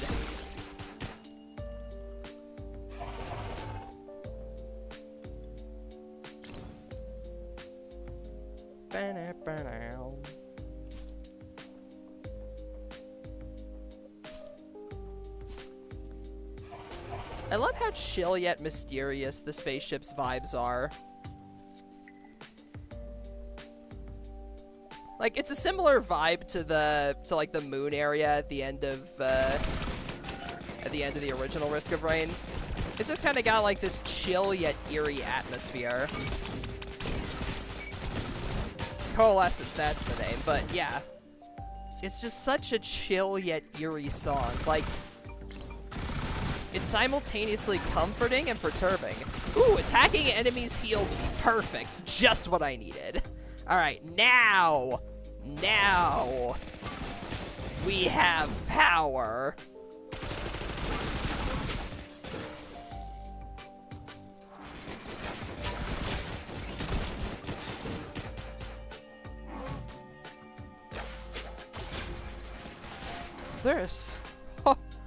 This is true power.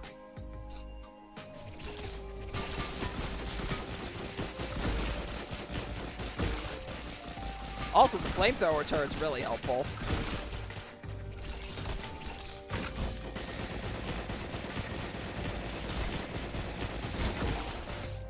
Especially since I've got all of the turret-based shit on my character right now.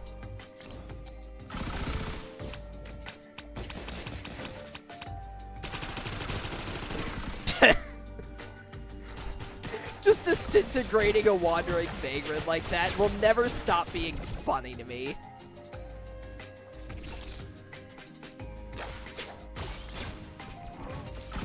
Let's open the medbay first. What is this? Feeding embryo. Equipment has a chance to have a double effect.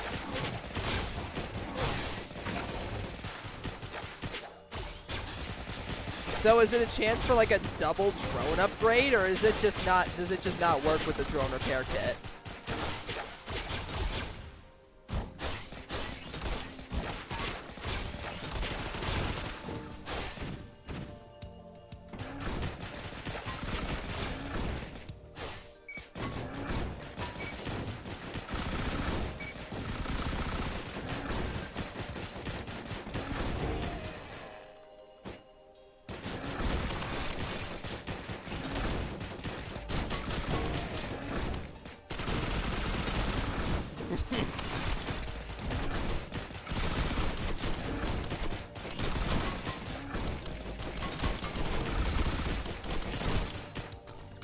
Also, what does teleporting items to the bridge do? Does it give you, like, something to use in the boss fight?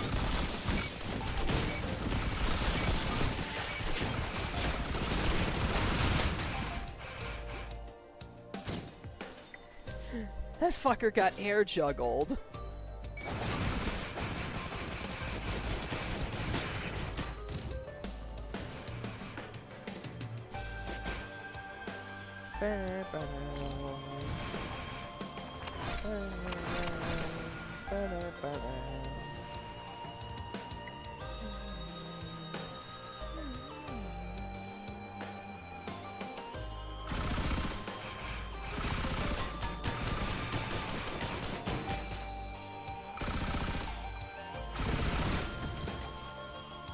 Oh boy, even more reduced gravity. Screw gravity.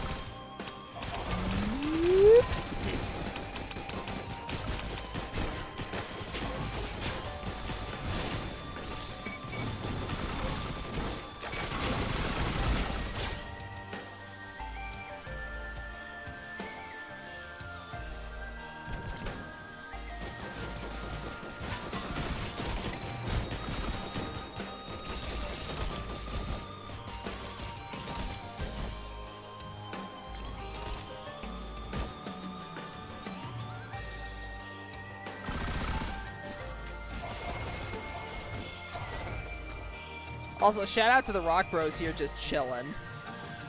Just vibing.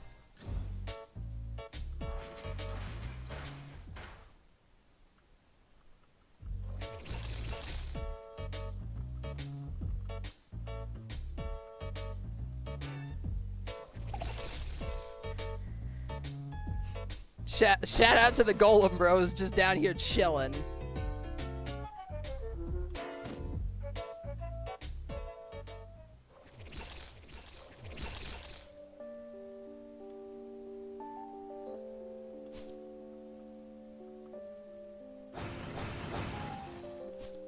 I still don't know what the equipment storage does.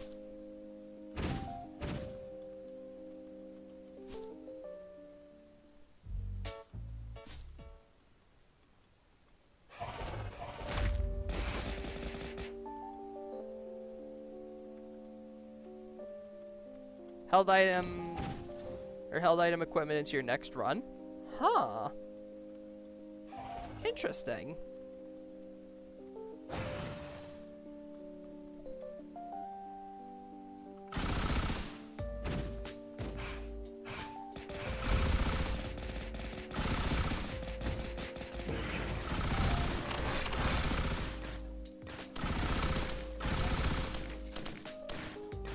Ooh, hey, more missiles.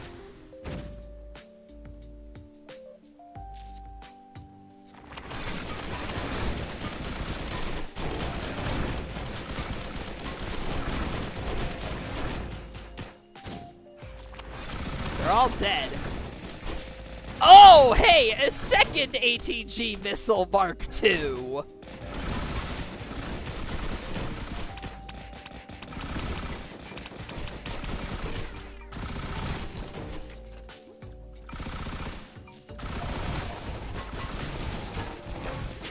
Oh, and another infusion. You know, just for good measure.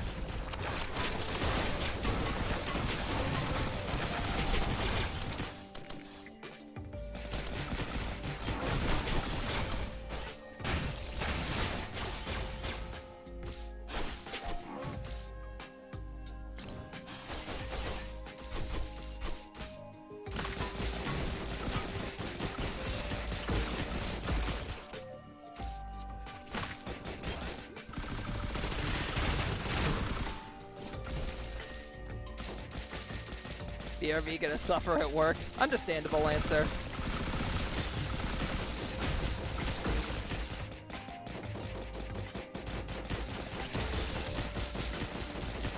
Why in the hell can I shoot through the door?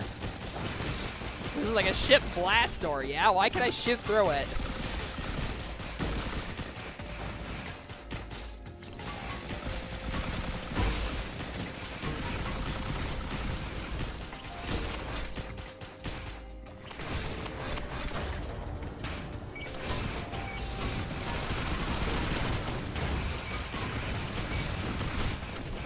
Okay, this run is absolutely absurd. I am just out here committing manslaughter. The blast in blast door means that blasters can go through it, but you can't. Oh, hey! Achievement unlocked, Endless Voyager. Collect 4 key cards. Nice.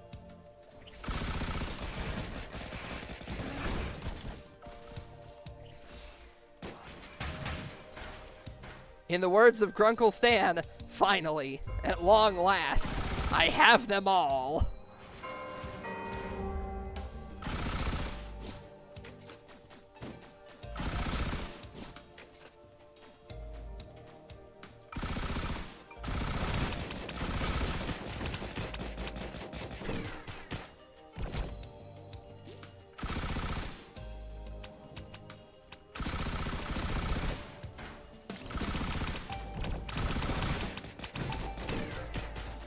Oh, hey, double repulsion armor. I don't know if doubling up on the repulsion armor really does anything, but I have it.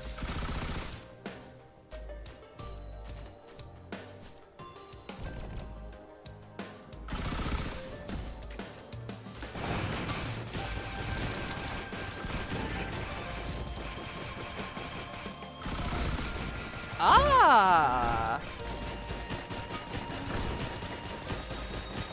Thank you, Lilia. Much appreciated. The Toxin. Touch enemies to poison them. Huh. Go figure. I honestly never would have figured that out myself, so thank you for telling me that.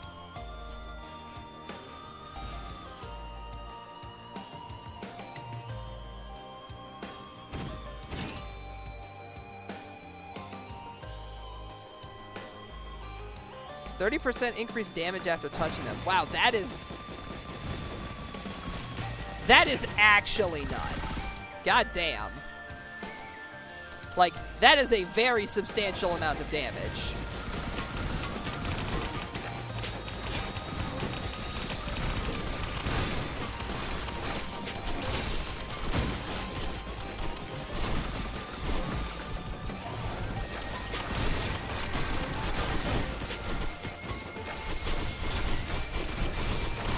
It's always there? Wow, no kidding. Yeah, I can imagine that's very nice for the final boss, having a fucking 30% damage increase. I have received... Ooh. That's actually pretty good. That's good equipment for a boss, so... Let's see, so I've got all the items in here. What happens if you use the operating table? That's a heal. That's a mid-boss heal.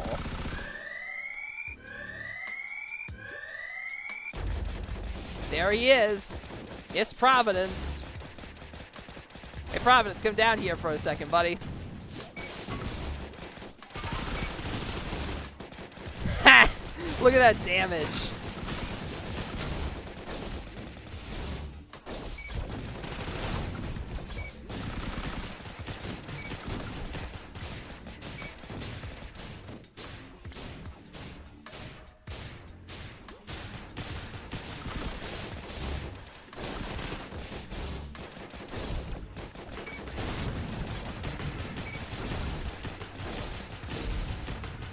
Alright, that's phase 1 down.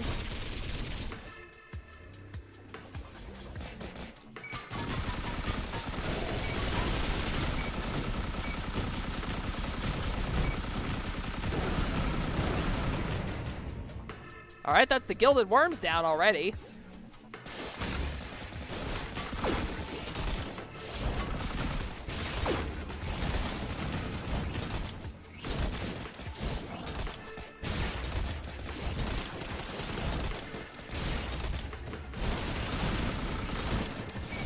Just drop all of the missiles possible on this man. Fuck him up.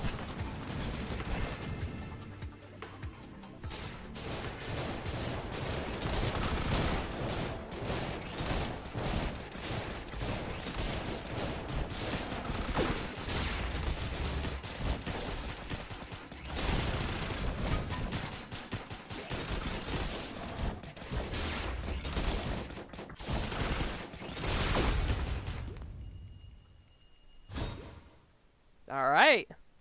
That's Providence down. But... not really.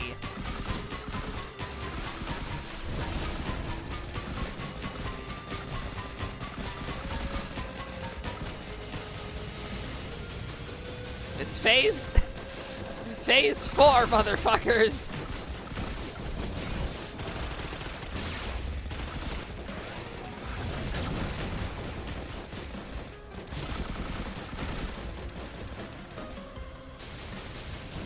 Phase 4, the bane of your drones. Yeah, I don't think these poor fuckers are going to last very long.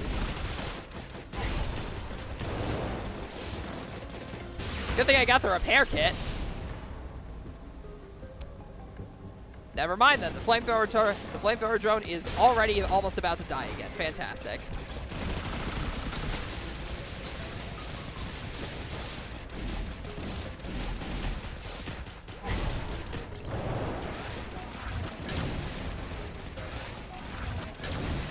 Whoop. That is a bit too close for comfort. Hey, got him.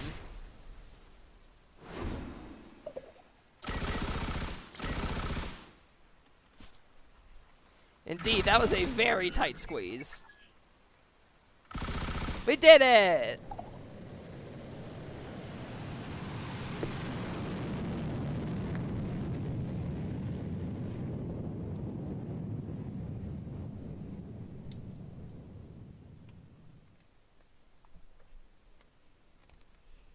And so he left, with his dreams of the sky below.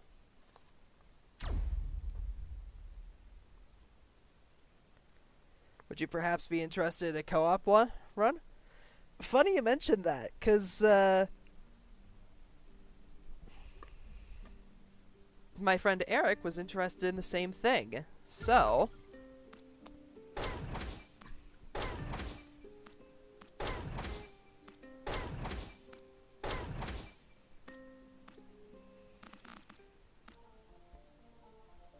let's see, how many players max is it? Out of curiosity. 4? Oh, hell yeah.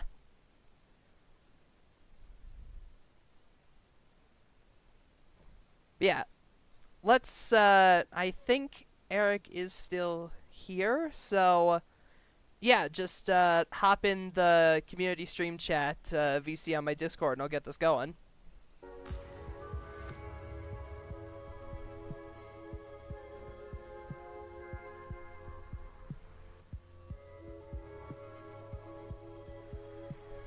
You can force enable item sharing.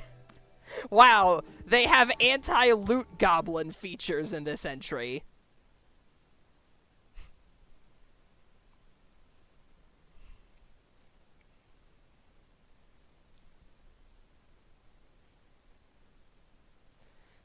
They actually have anti-loot goblin features in this. Hello. Yeah.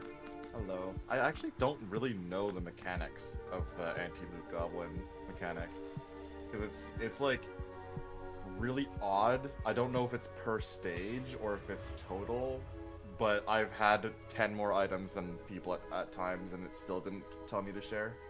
Huh. As Weird. far as I'm aware, it's you can only pick up so many more extra items than people per stage, but I'm not sure. So if you're still consistently picking up more items, you'll still be ahead.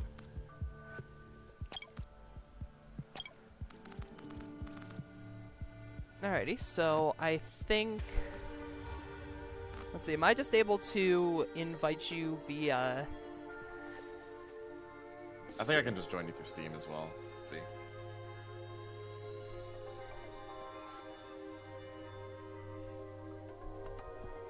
Because let's see. I do have it set to online co-op. Oh wait, there we go. Nope, it just popped up. Here.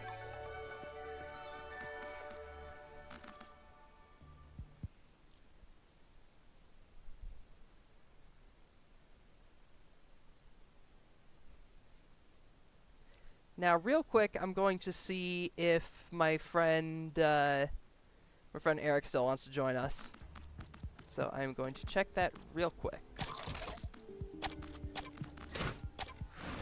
I'm curious how many of the characters you've got unlocked so far. I have all but 5 of them. Ones I'm missing are the robot janitor, the path for the survivor, beating the game 5 times, getting the meat nugget, fungus, egg, root, and fruit in a run, and recycling 6 drones. Yeah, the robot janitor is just on the contact light. It's just a small shipping crate you find. Ah, neat. Drifter, the 6 drones, is just luck. Yeah, I figured as much. Chef is also just luck. Yeah, like, you gotta get a good enough run where you can find all of those. Yeah. Ah, I see now that you're in the lobby, it has suddenly given me access to a fuck ton of artifacts. I may have 95% completion of the game already. Understandable. Yeah, I think Miner is just found on one of the original Magma Barracks levels. And then obviously beat the game 5 times is beat the game 5 times. Pretty self-explanatory, that one. Oh yeah, also fun fact, there's a secret character as well. Huh. If you look at the bottom right of the screen.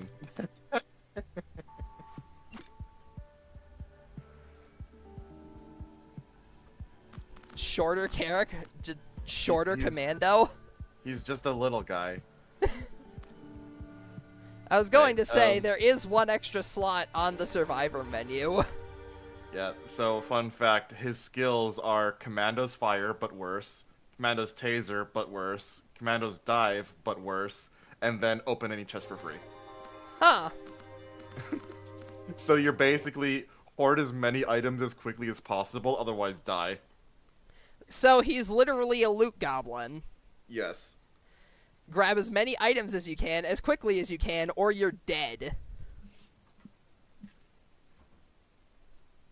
Yeah, his name is Robomando, and he has a really, really hidden unlock.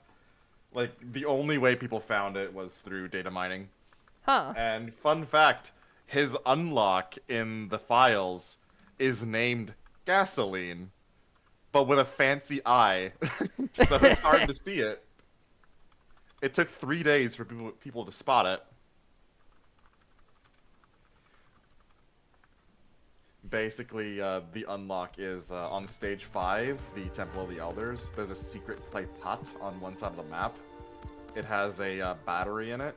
You put the battery in that funny equipment chest under the contact light, Huh. and that has to be done on Drizzle.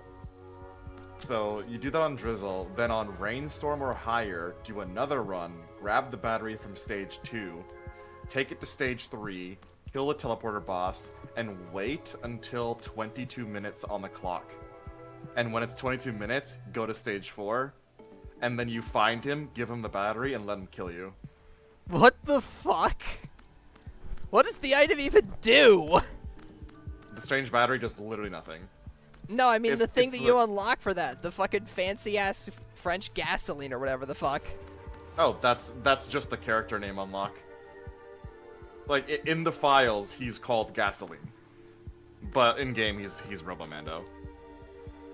It's to confuse people and hide him. Because he's supposed to be a secret character. Yeah, that seems right. Good grief. So he's literally just, hey, I have shittier stats than everybody else, but I get chests for free. Better be Yes. a scumbag loot goblin fucker or you're dead. Yeah, if you play public lobbies with Robomando, you are going to troll. Like, you don't play with a Robomando main. It's like picking the fucking income-based monkey in Bloons Tower Defense Ben? 6 in a public lobby. Yeah. It's like picking Benjamin in a public lobby. Considered griefing at best, and at worst, a hate crime. So says Seth Seentak.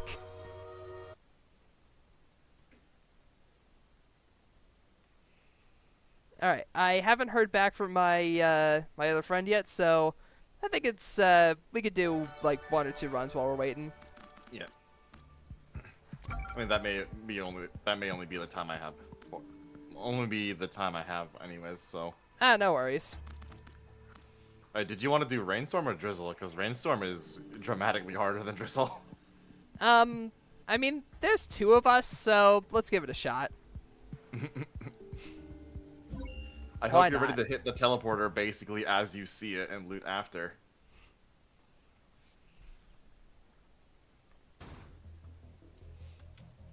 Oh yeah, fun fact, the skin I'm using for Mercenary is actually a reference to an old mod for Risk of Rain 1. It's awesome. Ah. Hello there.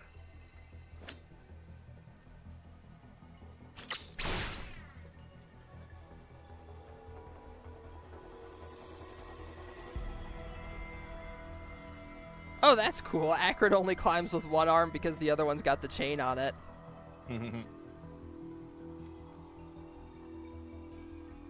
I was playing this with Mr. Rue at some point yesterday, and my connection to Rue was so bad I could barely do anything. I basically just pressed my parry button and prayed it hit something, and usually it did. Parry the fall damage. Oh, I wasn't high enough. You can parry the fall damage? Yes. Though only if you fall from high enough, I guess.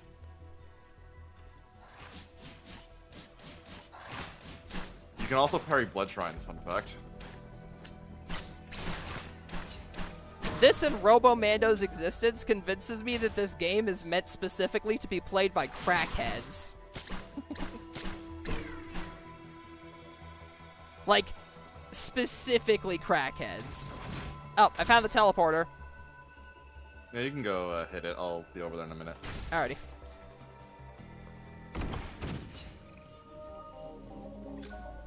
Oh, not like the boss will be there until like 3 business days later anyways. It's like, oh, it's Wandering Vagrant. Alright, we got time to file our taxes before he shows up. It's hard to parry Wandering Vagrant because it's all projectiles. Failure learn thing.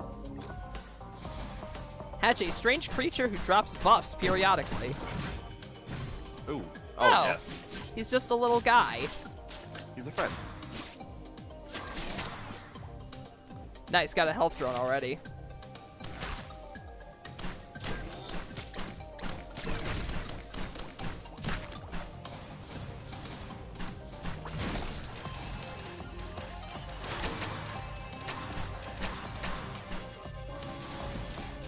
Ooh, Shattered Mirror. Nice. Oh yeah, that's like the Shadow Clone Jutsu item. Yeah. Or whatever the hell you want to call it. Pretty much. Yeah, double every attack. Huh. There's also a secret ladder here. And this is how you get this chest down here. Oh, where secret ladder? Hang on, I was busy You killing see something. the plant sticking out of the ground.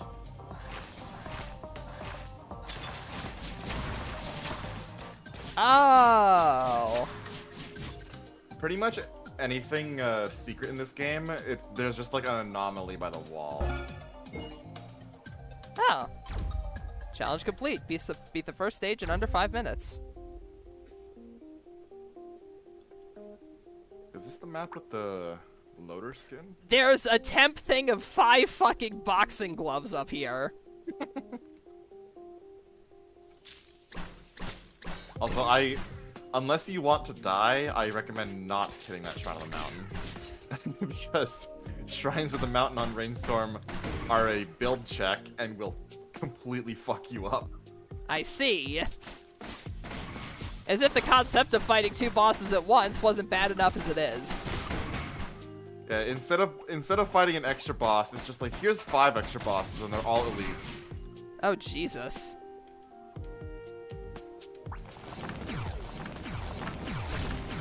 Oh, there's a rock drone here nearby.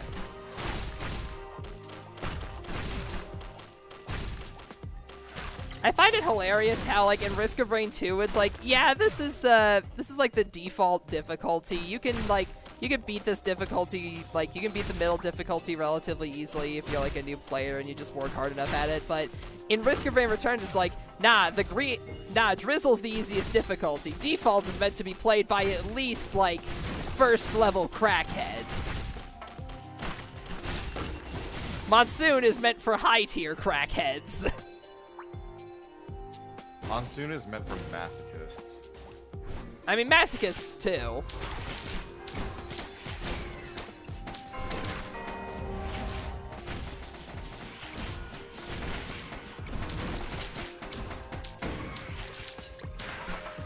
I also love how, I made a post about this on Twitter not too long ago, but this game is like the perfect storm of toxicity on the Discord, because a lot of people playing this game and enjoying it are the Risk of Rain 1 fans, and then the vast majority of people who bought this game came from Risk of Rain 2. So they're not exactly having the best time. Yeah. So anyone who was playing Risk of Rain 1 on release is an elitist, And everyone who came from Risk of Rain 2 is relatively casual, because that game's pretty easy. And it's just people who played Risk of Rain 2 are making suggestions, and people who played Risk of Rain 1 are calling them idiots for making those suggestions. Huh. So here's an artifact. Oh, nice. Thank you for grabbing that. I don't have the... I did not have the movement tech available at the time to do it properly. Shrines are making me lucky today. Oh, I hate this guy.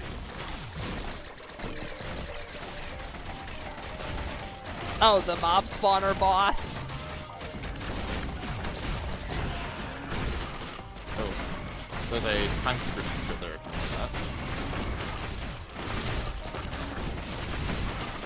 Fun fact, timekeeper secret works on NG turrets. Huh. So if an NG turret is about to die, it just freezes the game.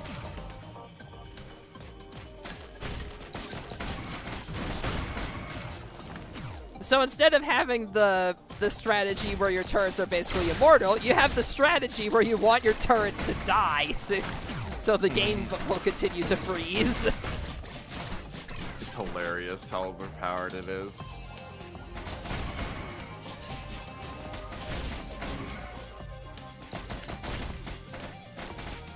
The Risk of Rain series is like the perfect example in roguelikes of 1,000,001 different items with seemingly no apparent purpose somehow meshing together to create a concoction that makes you more powerful than God. It really is, honestly. Like, you'll get an item at the start of your run that doesn't really do anything for you right then and there, but then like 30 minutes later, you'll somehow come up with just the right concoction of items to become immortal. It's just like, how did this happen? You can hit the teleporter anytime. Ah, okay. Oop. Funny enough, the Tesla coil is actually making it really difficult for me to parry, because it does enough damage to hit stun. The Tesla coil does enough damage to hit stun, so the enemies aren't actually hitting you in the timing that they Yep. normally do, so your muscle memory is failing you. Pretty much. Although this is my least favorite map. I love it visually. It's super cool. I hate traversing it. It's probably because there's like a lot of verticality to it. Don't get any more of them ropes. Y'all got any more of them ropes or chains? I just landed on a bison with deflect. Parry the fall damage, fuck up the bison. Fuck you, Isaac Newton. Parries gravity.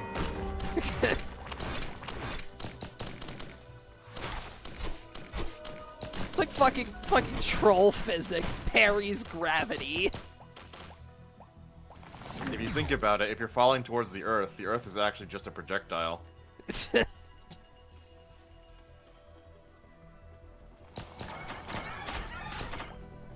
Just No, when I'm falling not to high right now. parry can parry projectiles. Gravity turns Earth into projectile. Parry fall damage. Problem?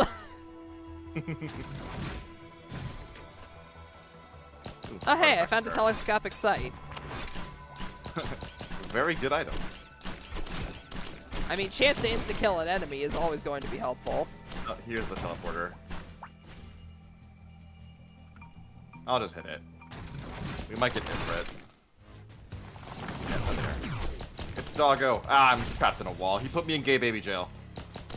I'm coming.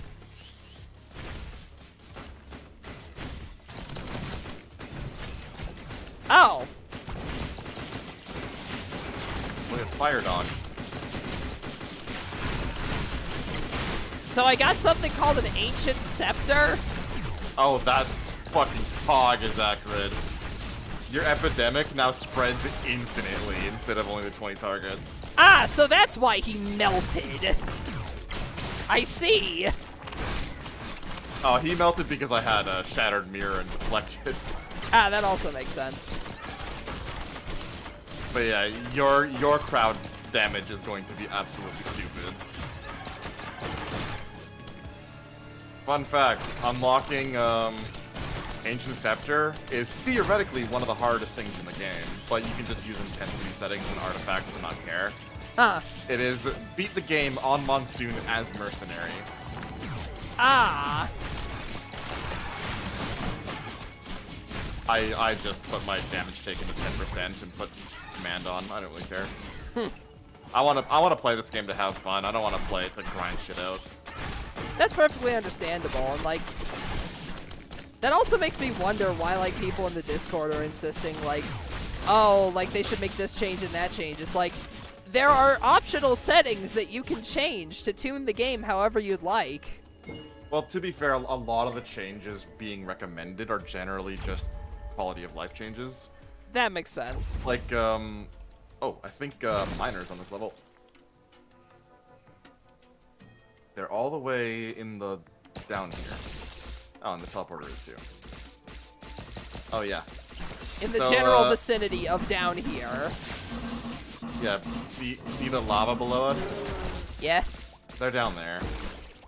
Oh. Also, if you run through this and hold down, there's a secret hunter skin.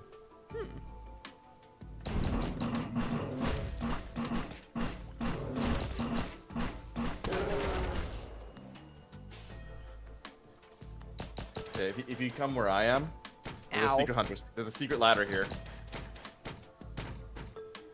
and there's a huntress skin prism here. How the hell are you meant to find this? Luck. Also, the logbooks show you exactly what's around. So if you study the logbook, you might just notice it. Ah, interesting.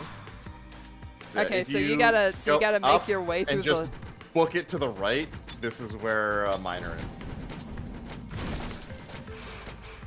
There's a Lemurian boss. Yeah.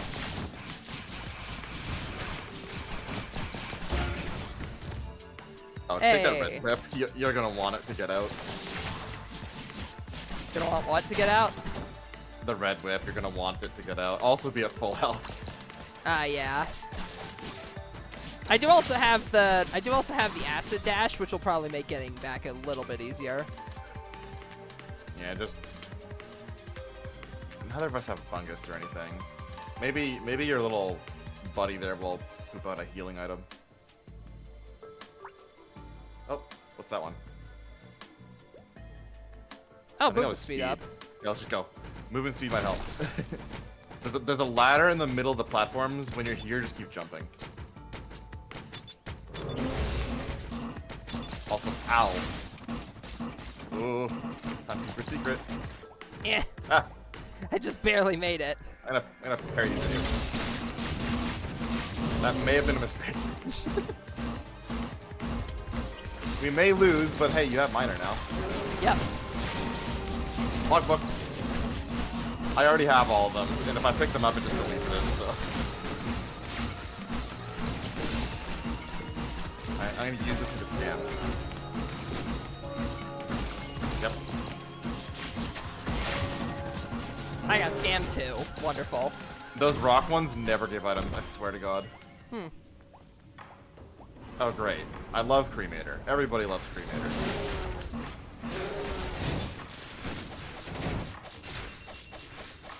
It's in the lava? Yes. If you've never fought Cremator before, you're going to learn why everyone hates them. I'm dead, so I don't think I can. Oh, shit. Dead. Well, you're a drone now. Oh, cool. Yeah. You can pick up items as a drone, which is a nice way to help multiplayer not feel terrible. Though if you die as a drone, you're dead for real. Ah. Oh god. You're dead for real, Ah! Ah. Ouch. Gotta love how he camped the right side of the map for basically the whole time.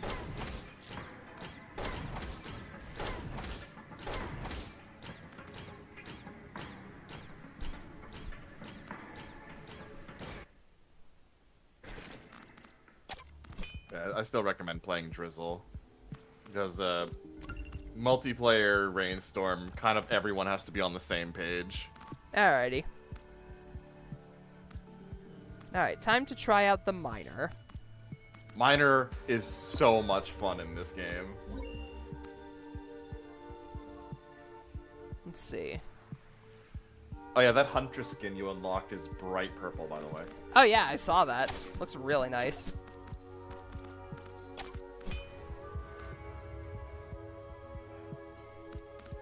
Alright, so let's see.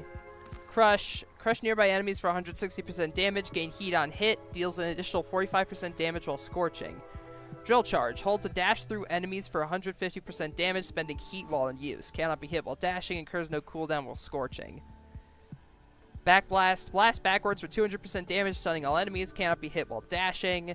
Dash further and for more damage while scorching. To the stars, leap into the air, hitting enemies below for 3 times 180% damage, costs 20% heat, and incurs no cooldown while scorching.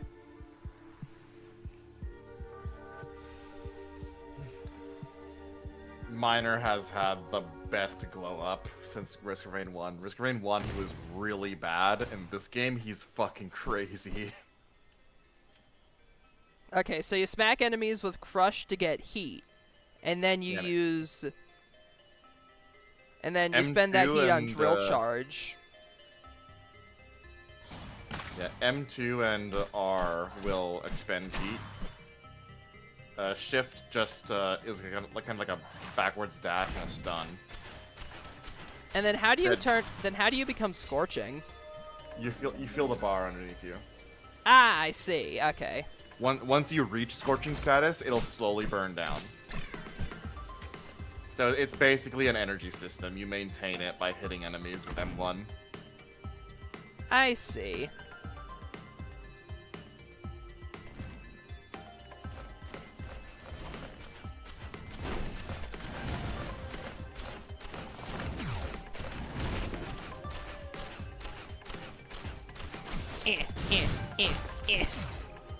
But try holding down M2. Just watch. Whoa! You can also flip directions in the middle of it. It's awesome. Oh, hey, I found the Toxin. Toxin on melee characters is so cracked.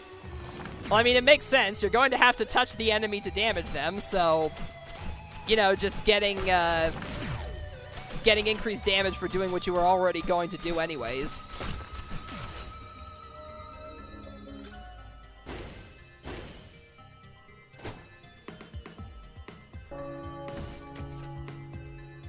Oh, you're approaching me? Instead of running away or coming right to me, I can't mine the shit out of you without getting closer. Without getting closer, activates drill. Oh, so, wow, you literally are scorching when that bar fills up. I am on fire, literally. I got a friend. Friend.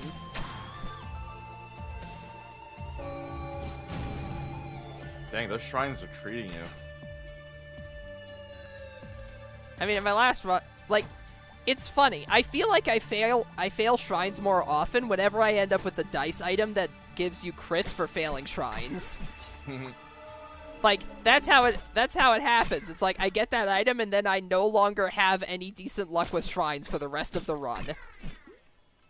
It's like, I mean, I appreciate the crit damage, but at the same time, I'd rather get my items in a decent amount of time without having to spend literally all my money for them. Fun fact, Snake Eyes is the item you're thinking of, and it was changed for this game. Huh. In the previous game, or Risk of Rain 1, it would incur the crit chance when you fail, but then delete it when you won. Huh. This game is just permanent for the rest of the stage every time you fail. Oh, you're over there. Indeed. Oh, I wanted to shoot the fucking laser cyclone the other way.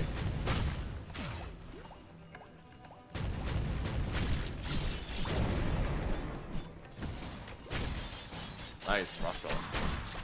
I like how I don't think I managed to hit it like any time with the laser cyclone. Laser cyclone Meanwhile, I'm just over here wrecks beating it worms. to death with a pair of pickaxes. Yeah, like I hit the teleporter and then it spawned near you and I was sad. Laser cyclone just fucks up worms. I mean, anything that has like anything that's like stationary, active consistent hitbox. damage that just sticks around is probably gonna do a lot of damage to a segmented enemy. 300 gold for another try. Good Those grief. start as 17.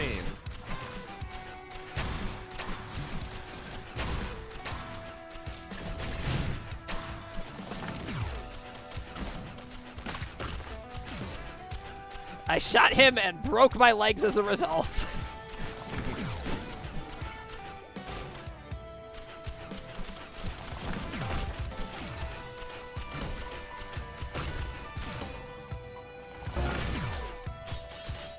Survive the teleporter event without falling below 50% health. Blazing victory. Yum.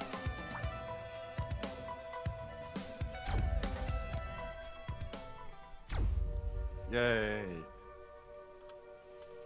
Then another one of the stages I love the look of. I hate playing it. It's so big.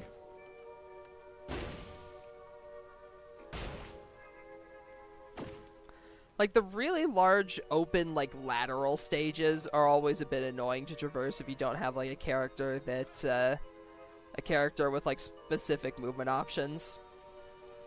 Speaking of movement options, there's a goat hoop here I'm gonna take. I also just realized I only have 2 items. I spent way too much money on shrines last stage.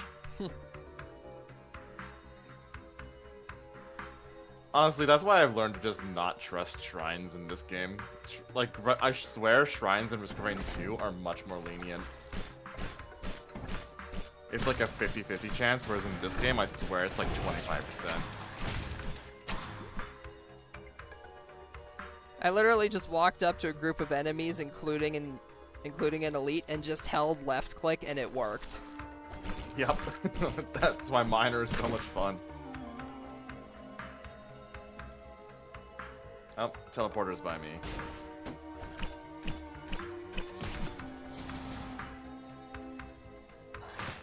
Let me open the chest.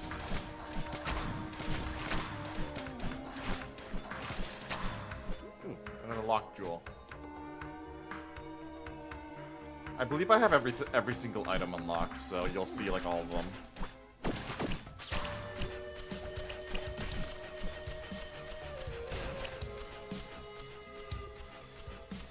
This game definitely gets more fun once you've unlocked all the items. Even I was though gonna the say, yeah, items there's are pain to unlock. probably a greater element of chaos as a result.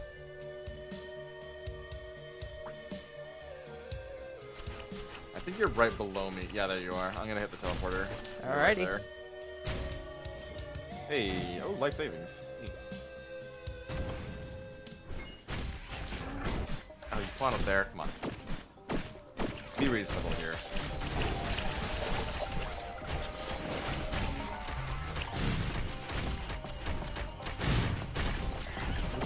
Got him. Oh, sorry. The item dropped on top of me, so I just kind of picked it up. My bad. Yeah, that's the like main issue with melee characters in multiplayer. Melee characters just kind of steal all the items because they spawn where the boss drops. We have the same number of items. It's not a huge deal. Also, shield in this game from Guardian's Heart is actually insane, by the way. I was gonna say, yeah. Also, the Guardian's Heart shield is probably more helpful for me considering I'm a melee character. Yeah, but shield in this game is gated. You can't take more damage than you have shield as long as you have it. Damn. Whenever I hear anything regarding shield gating, I always think of Warframe. Another one I think of is Payday 2. If you have shield in Payday 2, the only thing that can go through it is a sniper. You're literally immortal for one hit in Payday 2 as long as you have shield. Or one shield. that's why the perk to regain shield on headshot is so meta.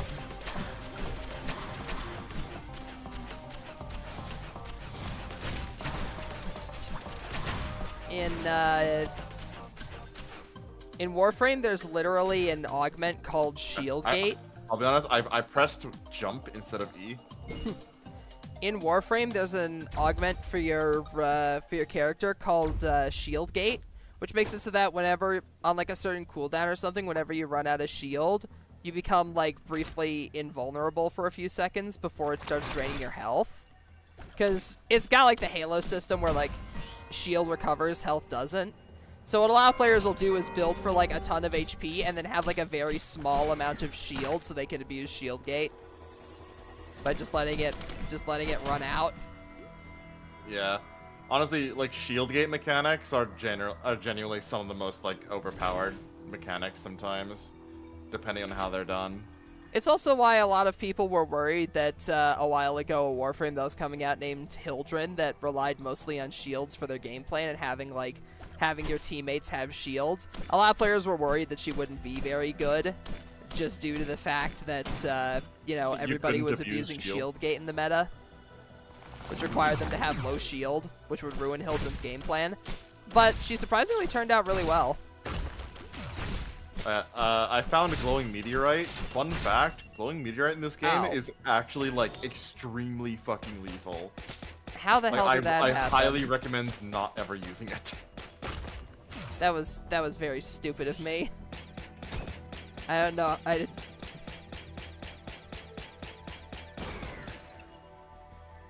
don't know. I just got like fucking one shot by an elite. That was unfortunate. Oh, was it the overloading golem I saw? on the Yeah. stream?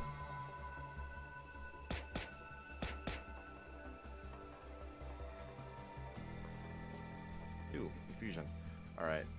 Did you happen to see the teleporter? Yes, it's right up here. Oh crap. Okay, I guess I'm going back around.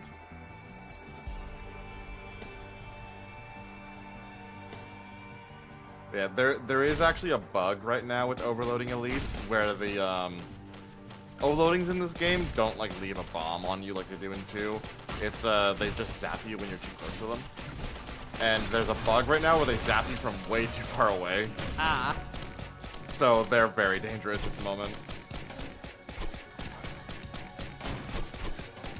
Now watch as Ifrit spawns somewhere not even close to me. It spawned on me. He put me in gay baby jail. I could just fly out. Hi, doggo. Pay attention to me.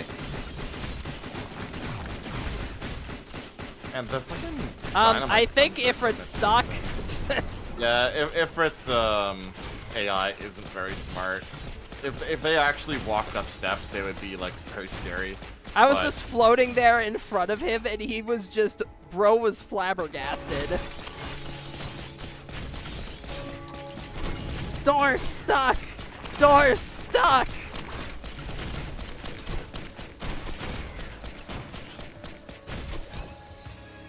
Ladder? Over here. Oh, that's not terrifying.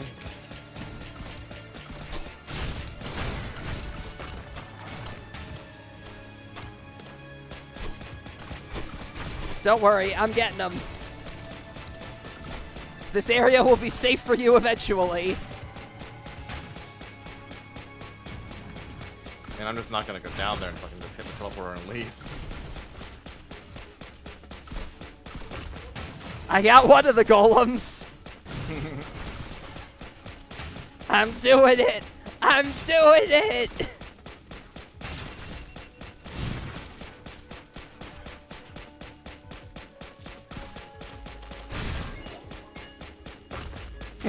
Hey, I got him. I actually killed them. Oh, there's an unlock right here. Just touch the dead body. Ah, I see. Also, The Command unlock was might be on death. this stage. Hold on, let me see if Command is on this stage.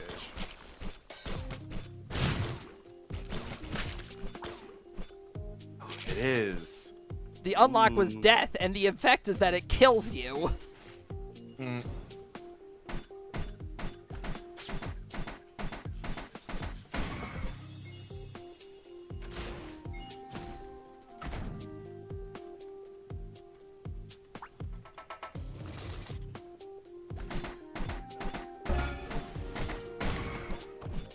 Ooh.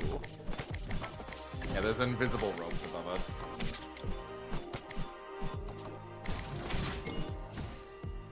Oh, you take that. That's such a crazy item.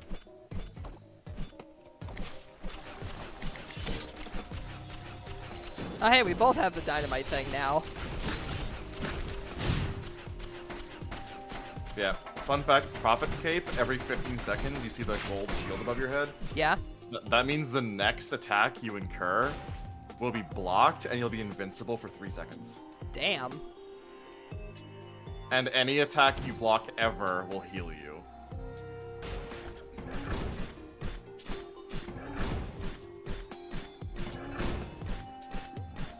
It is like genuinely one of the best items in the game.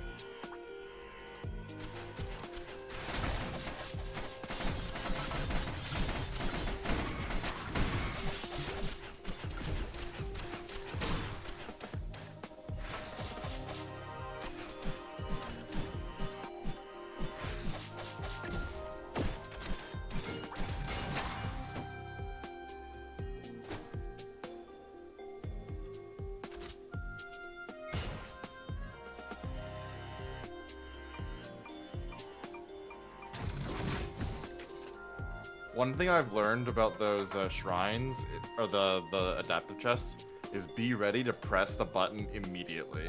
Yeah. Because I have missed so many red items not being ready. Oh god. Unlike Risk of Rain 2, they actually don't shuffle very slowly. No, yeah, they shuffle very quickly from what I've seen. I had 2 of the big elite guys spawn on top of me. That was not pleasant. Oh, well, I didn't miss a red item. Red whip still counts as a red, right? Honestly, red whip in this game isn't even bad. The map's just so big and it makes you so fast. Where the hell's the teleporter?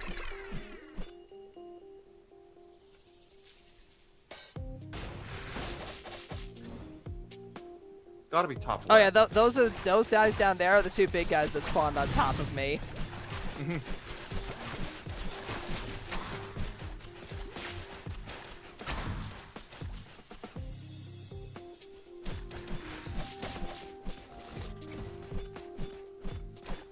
I spawn up here? No. Yeah.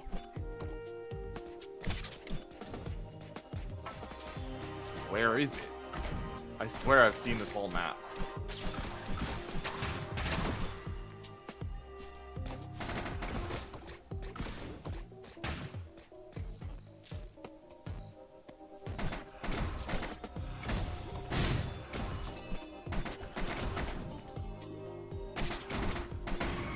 I'm crazy. Where's the I don't- teleporter? I don't think so. I don't think you're crazy.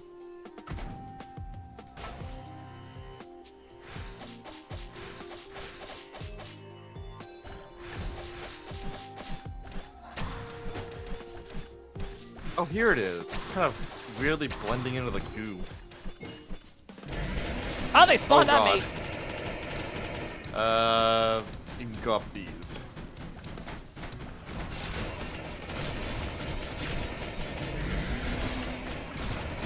Fill up dynamite under their feet.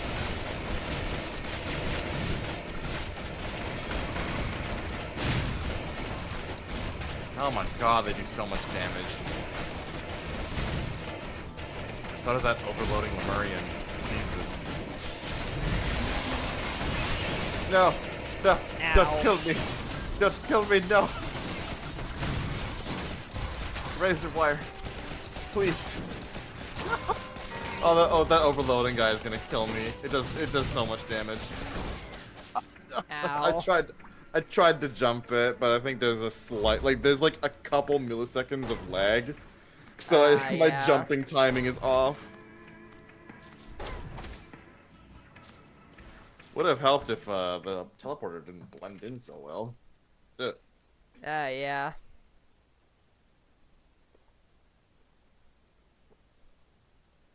That's all I really got time for. Understandable. It was nice playing some games with you. The first time. And it's on a brutally difficult game. Indeed. Alright, I'll hop out. I'm gonna keep lurking.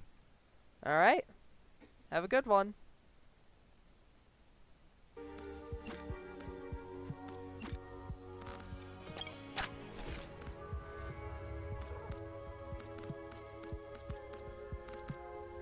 Alrighty. Now, let's see. Who haven't I tried yet?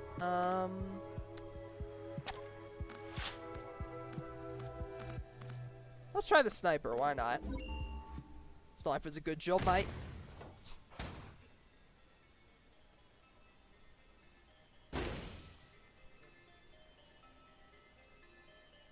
Oh. Oh, so sniper is the... Ah, I see. So sniper's like the railgunner from, Sniper's like the railgunner from 2.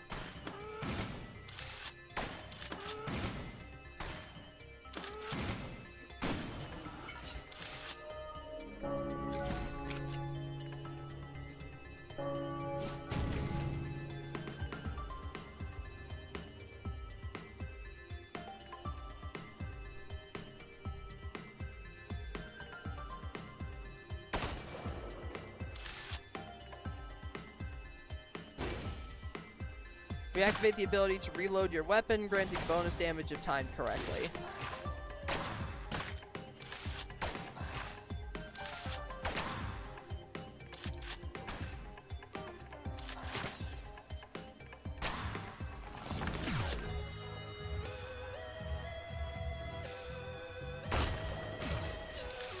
That's very satisfying.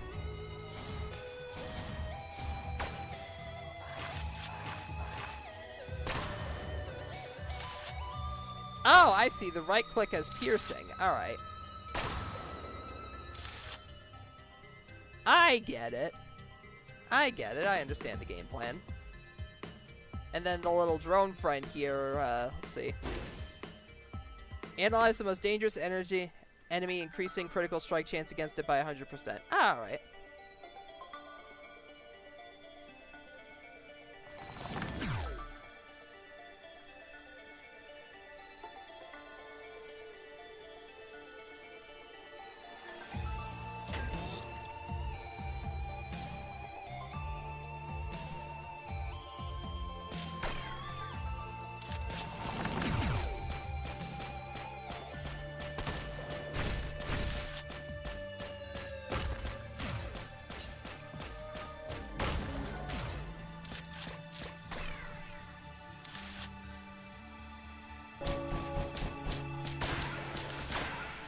Nice.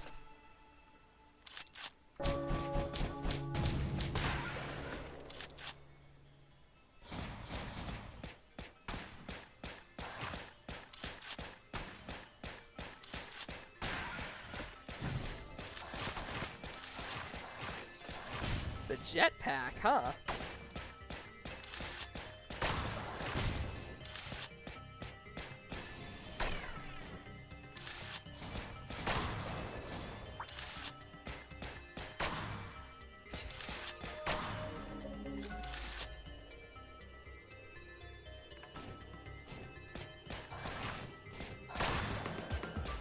That's a strange interaction. You can still use the jetpack to hover even while you're aiming.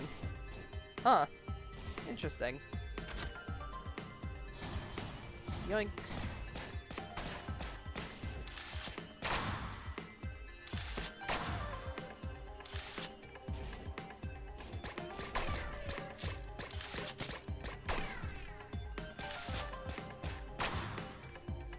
That.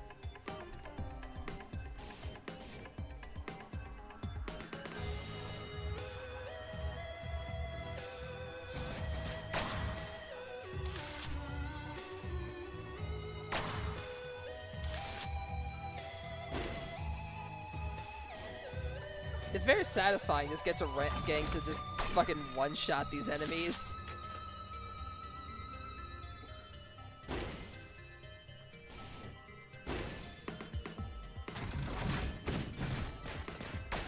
Wicked Ring. Critical strikes reduce all your cooldowns to 1. Or reduce all your cooldowns by 1. Huh. Wait, does that mean that if I use a critical strike on an enemy with the spotter scan via something like steady aim, I then immediately get it back?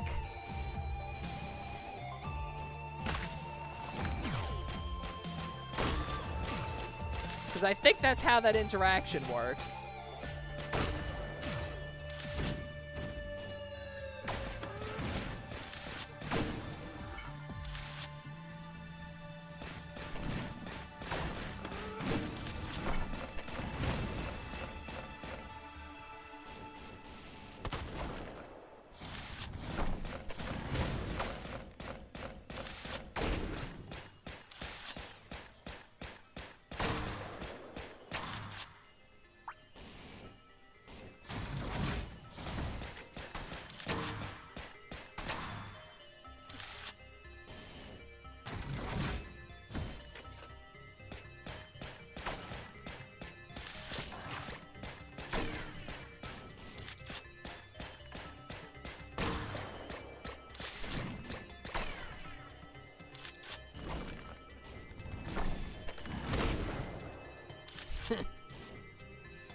Okay, so if they're on top of me, that counts for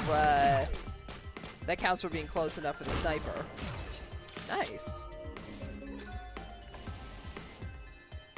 Crazy how much you'd expect for being like the most passive character available in the game. The sniper even has like interesting tech.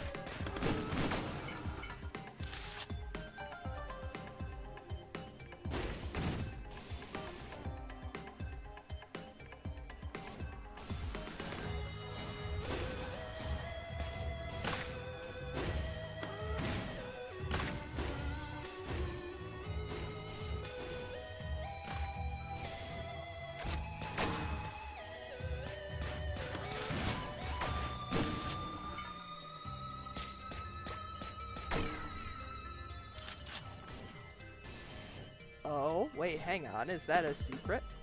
It is! I'm already putting Goob's advice into effect. I found this one all on my own.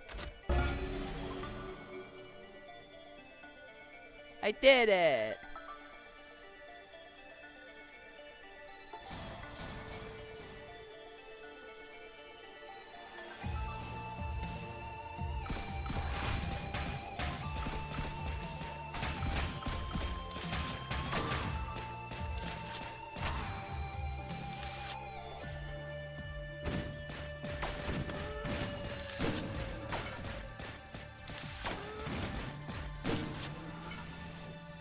You hear that, Goob? I put your secret finding advice into effect and already found an artifact. Look at me go.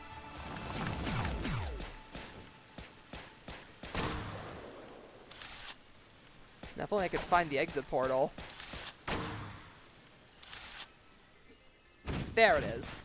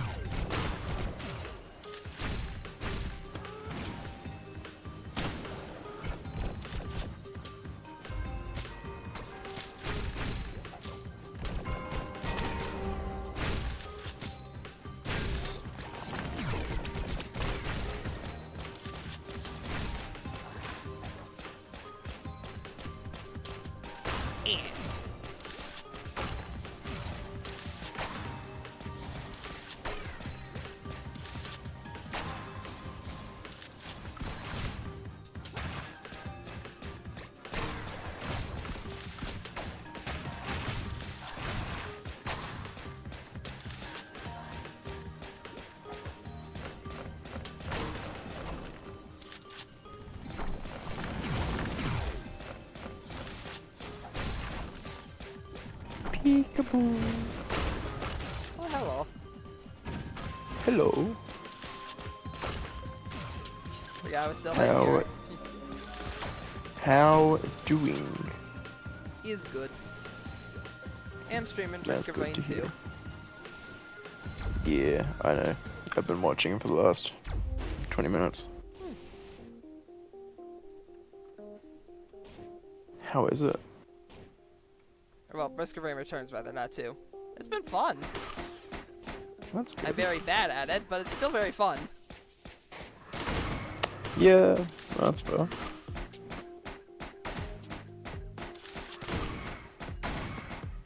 You know, as long as you're enjoying yourself, you know. Yeah.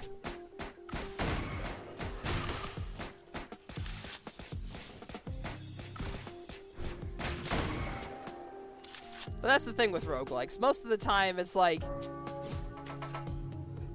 I'm sucking at it in an enjoyable kind of way, if that makes any sense. Like, yeah, I suck at the game, but I'm having fun sucking at the game.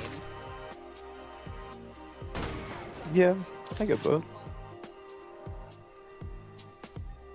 Like, that's how I feel about a lot of roguelikes.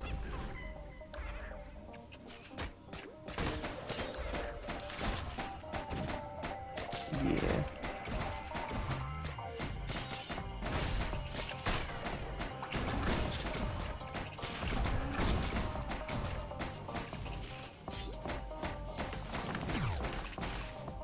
Lancer! Hi, Lancer. Snap.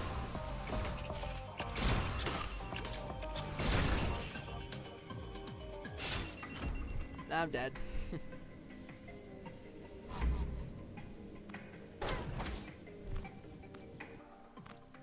Oh, good luck next time. What other character haven't I tried yet? I haven't tried the engineer.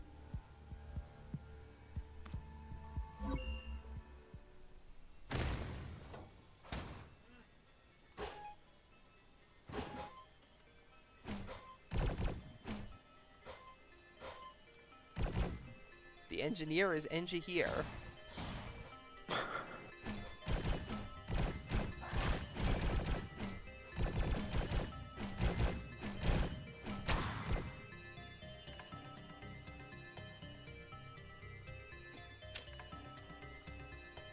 Okay, so yeah, it seems like in this, since he does have a pretty substantial cooldown on the turrets from the looks of things, but it seems like his other tools are a lot more effective to compensate. Like, the mines don't necessarily spray everywhere like they did in Risk of Rain 2, since this is only like a 2D game. Now they're just shot out along one axis. That makes sense. Ender, stop dying. Shut up, Lancer. I'm doing my best.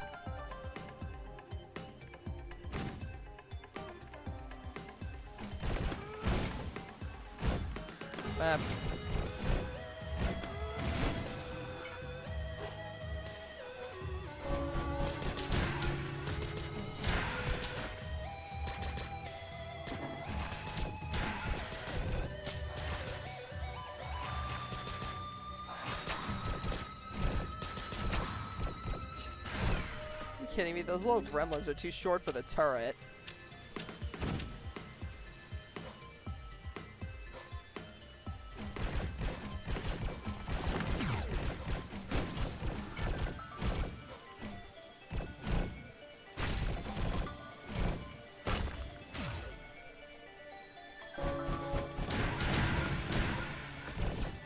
There we go. Alright, so that's how I deal with the little gremlin shrines. Just drop down a bunch of mines.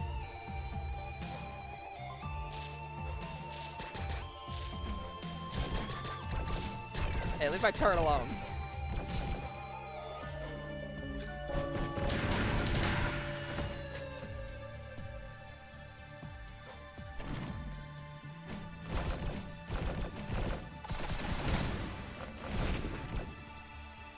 Oh, okay. Instead of the barrier, he's got the tracking missiles by default.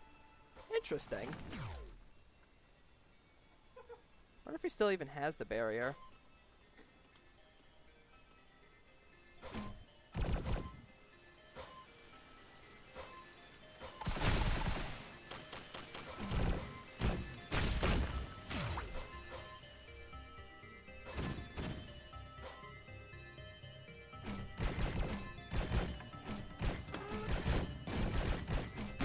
Bonk.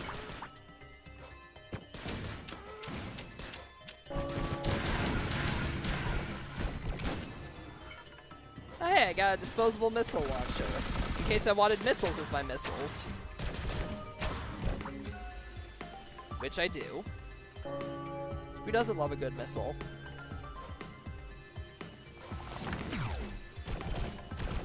I love a good missile. Exactly.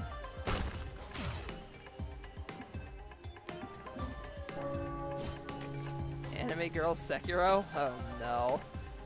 Oh, Lancer.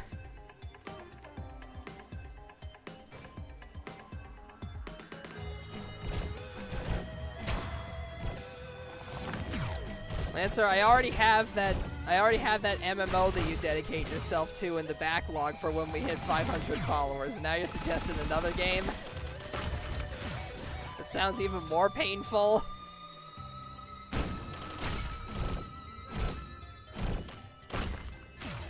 Like, bruh.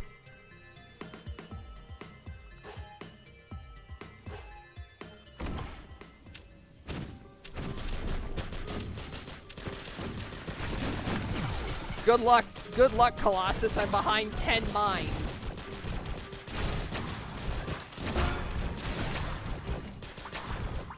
Challenge complete. As engineer, kill the boss in under 15 seconds. I just threw down a bunch of mines and he just kept stepping on them. So I mean, hey, if the boss wants to kill himself for me, I'm not gonna complain.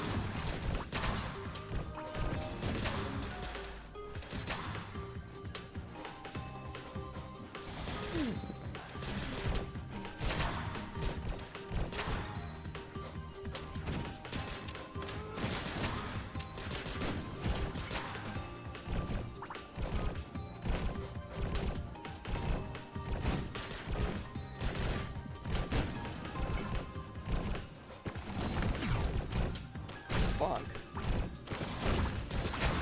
No exploring, just fighting bosses and getting a score based on the time and health you have left.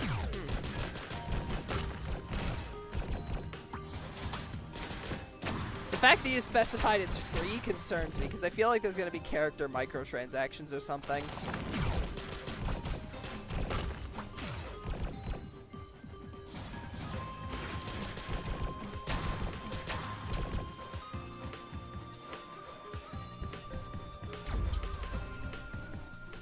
Don't even know. You're not even gonna try the game before suggesting it to me?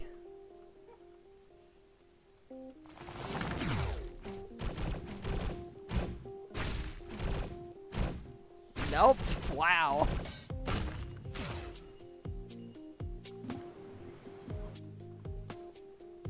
Well, at least I know you play the MMO you suggested. Otherwise, I wouldn't. Otherwise, I probably might not have been so willing to try it.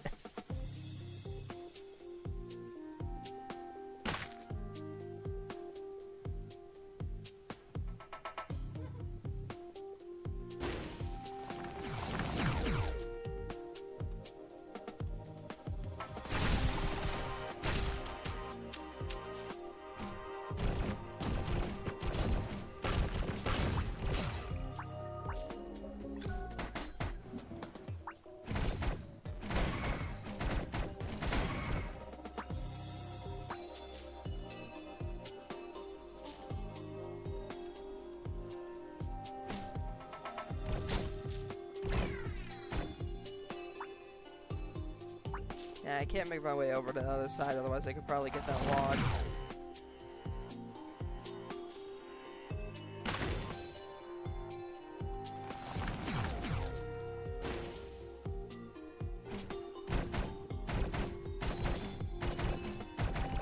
Man, the hit stun on these grenades is nuts.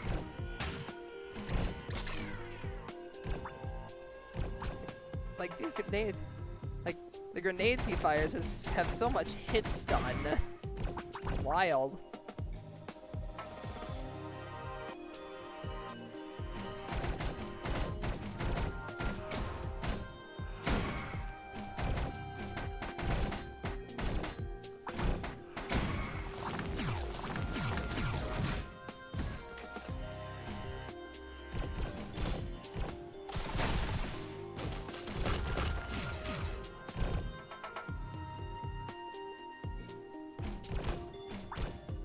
Also, I found a dead man's foot.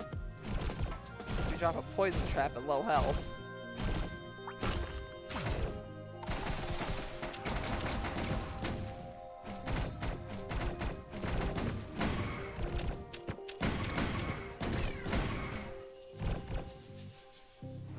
It's so funny whenever I manage to get enemies to chase me into like 5 mines.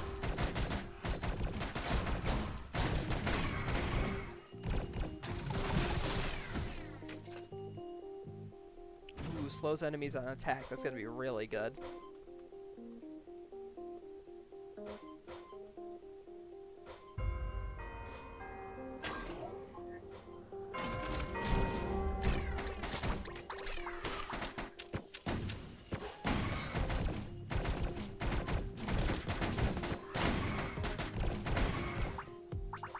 Yep, so far my investment is indeed proving correct.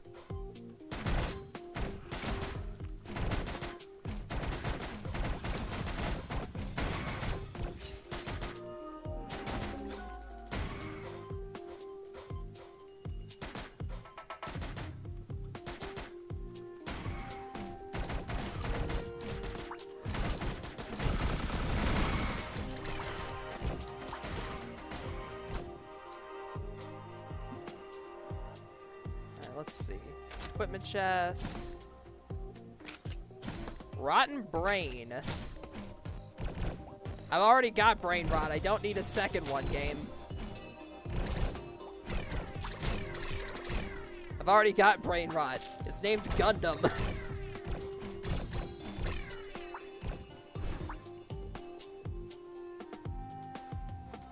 Oh, another turret.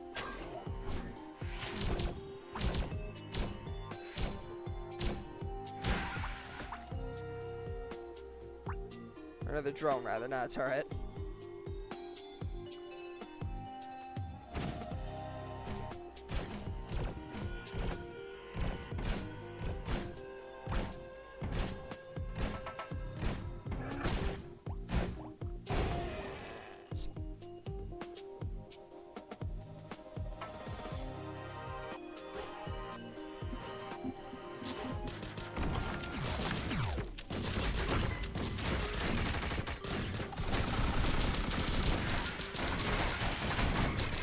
Wow, this Lynx totem is in a very unfortunate position.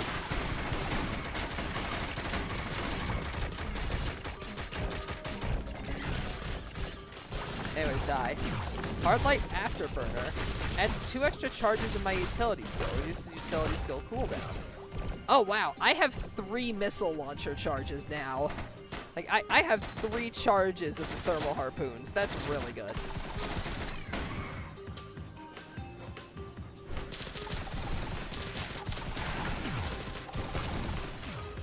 I can just spam them.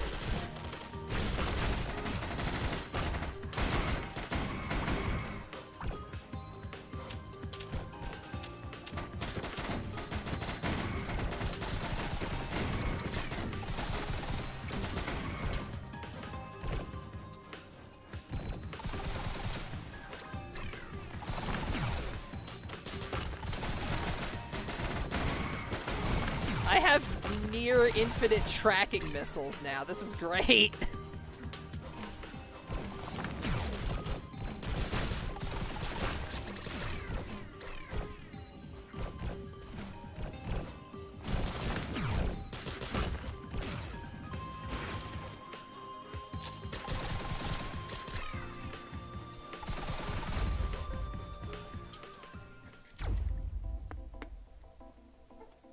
Sunken Tombs.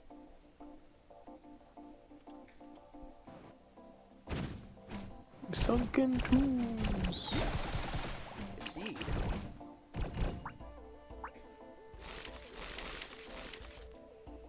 The area full of so many crabs, you'd think Miyazaki designed it.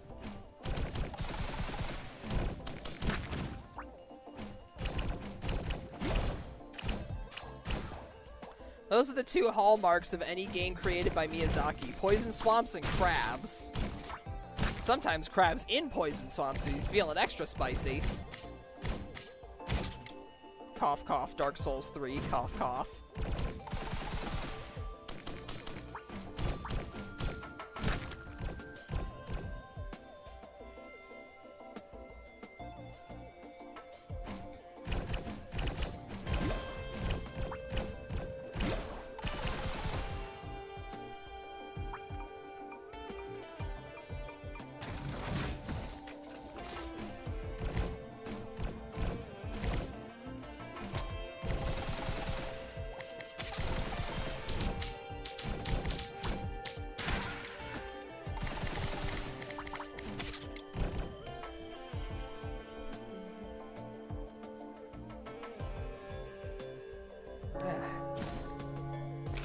this?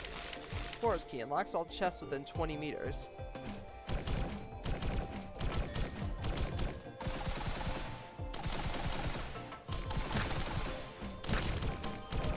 I mean, I already have missiles in terms of my,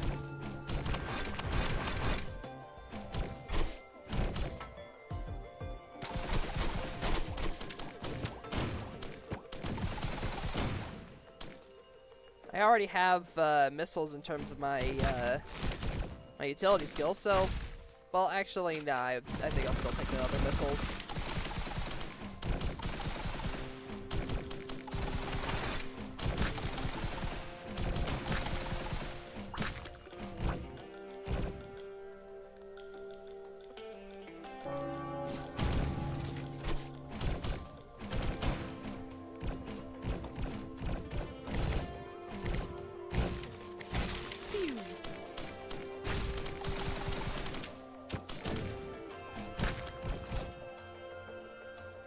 More crustaceans. Eh.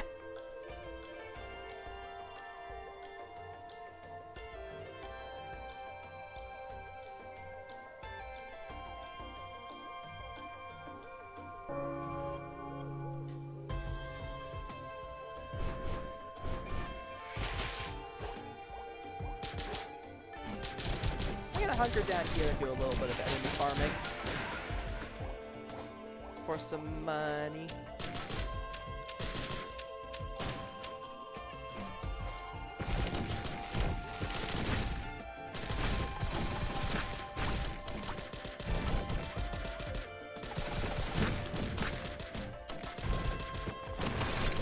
Gonna see a drone over there that's a bit pricey, but I do want.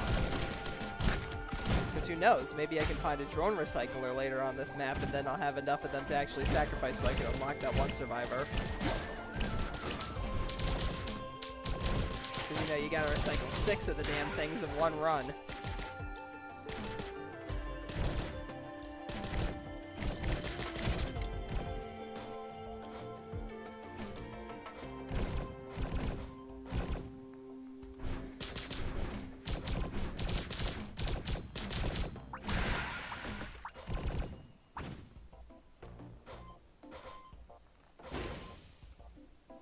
Alright, so let's see. What kind of drone is this? What are you? Is it a cannon drone or something?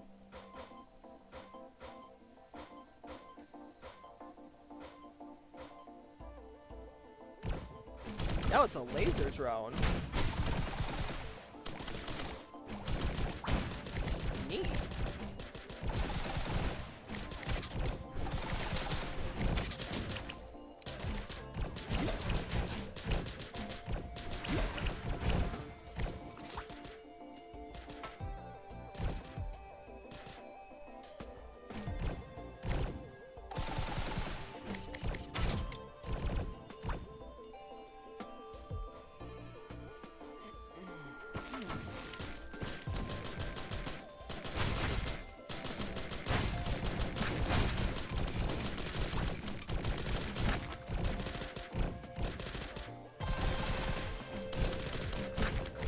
Oh wait, right, because now when the drone... Right, I remember now, because now I have the hourglass thing that slows the game down when I'm low on health. That also applies to my turrets.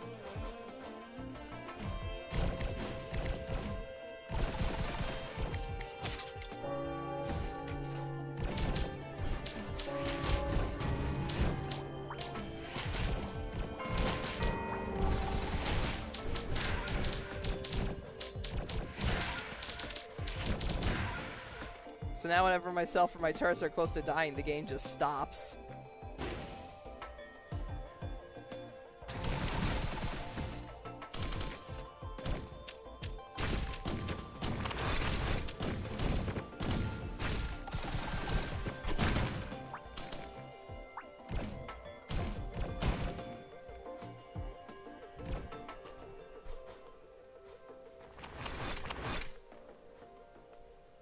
See, over here there is nothing. This is the edge of the level.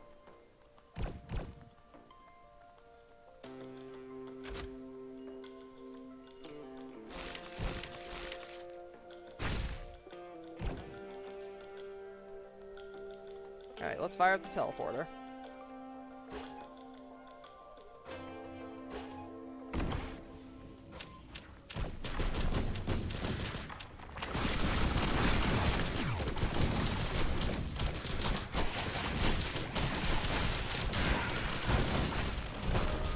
Poor Colossi, these guys are getting fucked up.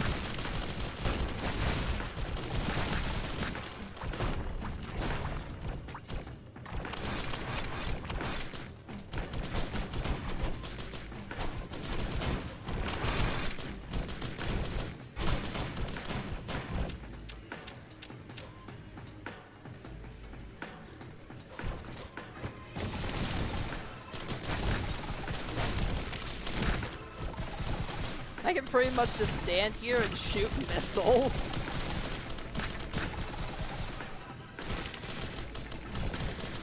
Just stand here and spam the shift key.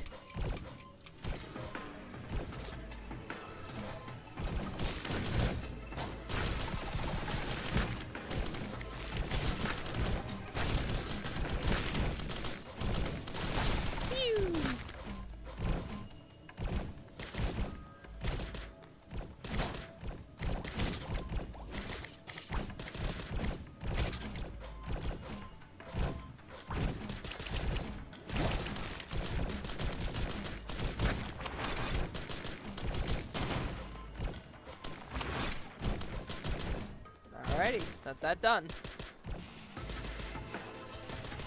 On to the next level.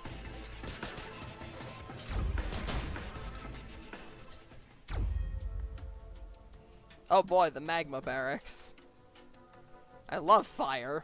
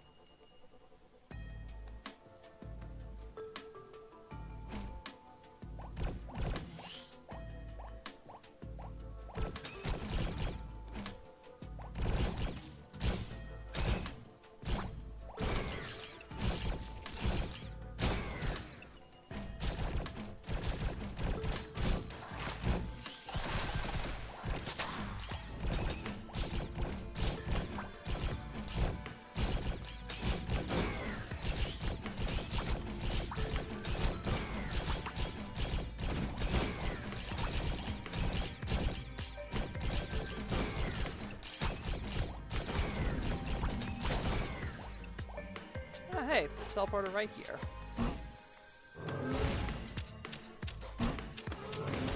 Oh, alright. Thanks for hanging out, Lem. Hope you have a good one.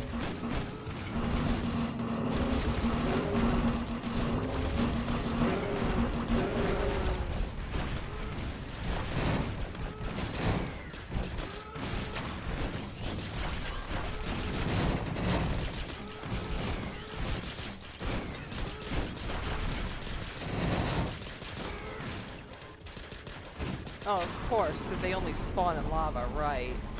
Hey. Alright, gotta fucking make my way over to the boss.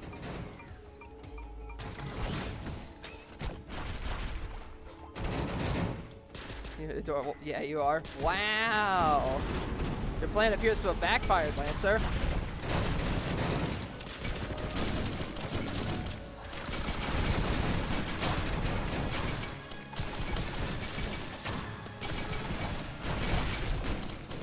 Or I guess not.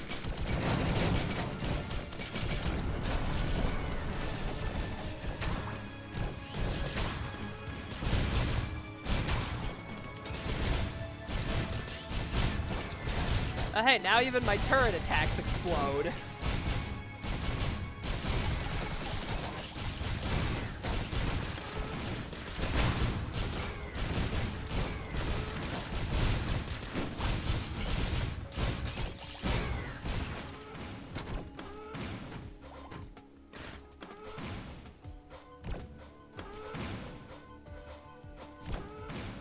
Thank God I got the Hoppo feather now, at least, so navigation will be slightly easier.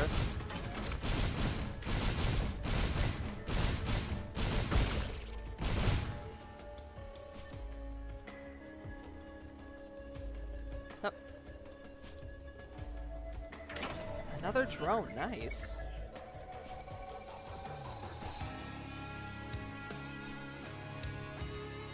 Now, the question remains if I'll actually find a drone recycler to use these on.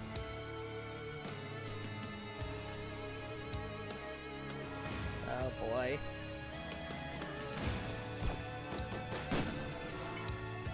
Based on what I've seen from the internet, I think the creator would sue. Because, you know, the creator of that series has sued people in the past, has, like, copyright strike people in the past before. Which is funny, considering that that entire series is pretty much just like Gmod. Just like Gmod comedy. Like, the models aren't even his. Both the toilet model and the original head that's in it are from Half-Life. So if anything, Valve owns Skibidi Toilet.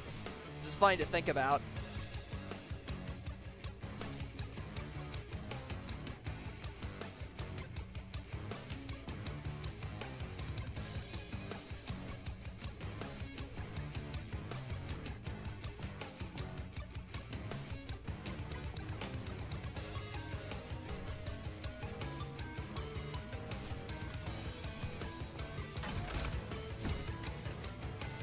Ooh, panic mines.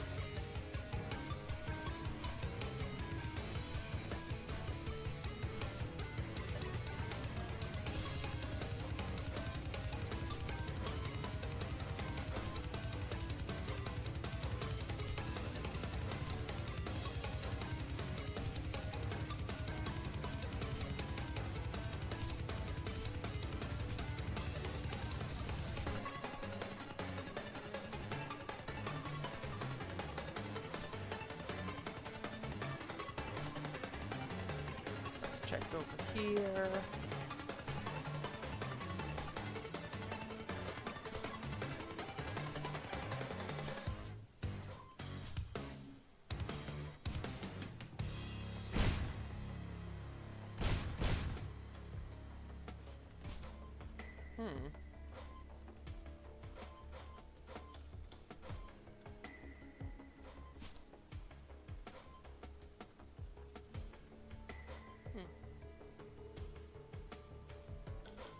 Strange.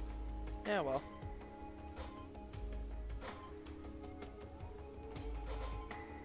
Anyways, off to the teleporter again. Stuff for work again? Alrighty.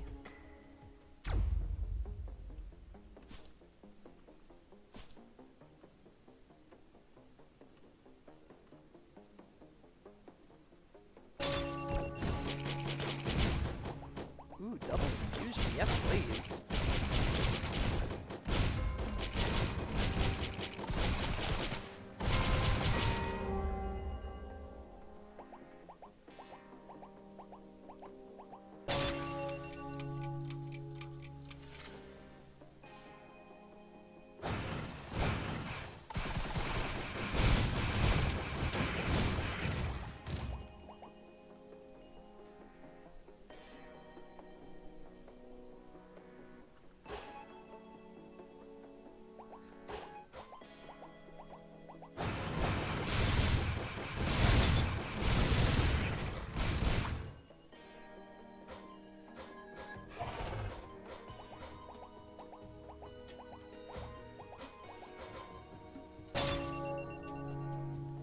Still nothing. Dang. Stingy Shrine.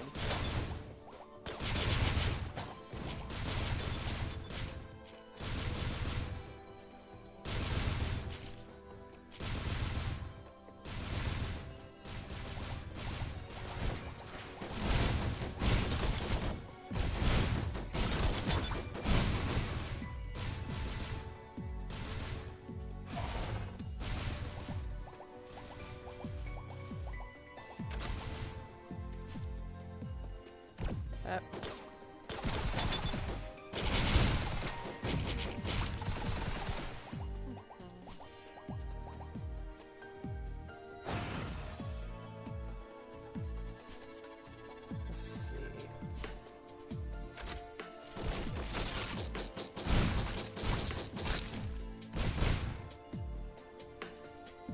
I am getting tankier and tankier.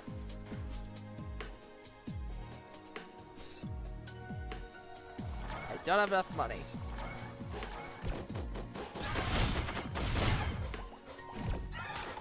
I guess we just sit up here and farm money until I do.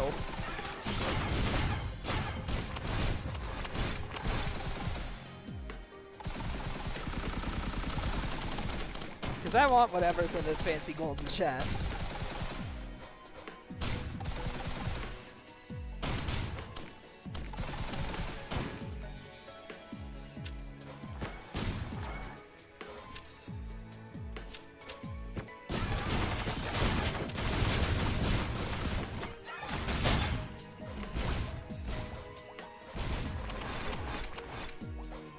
Ah, dang, it fell off.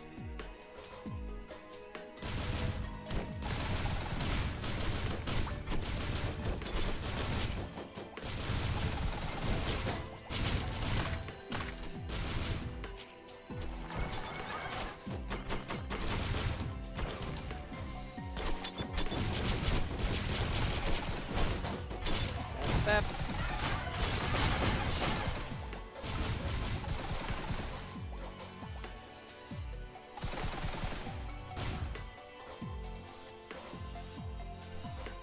I'm just sitting here farming up to 4,188 so I can find out whatever's in this funky looking chest.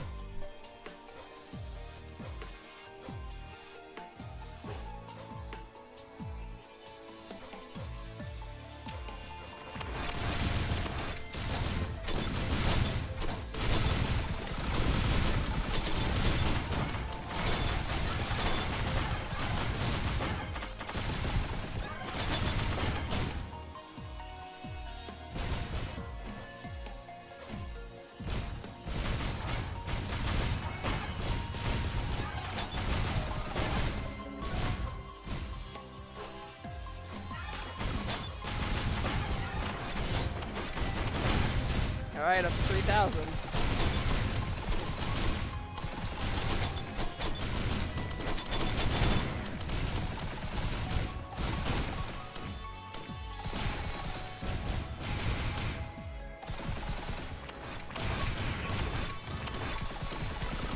The enemies are absolutely flabbergasted. They do not know how to get up here.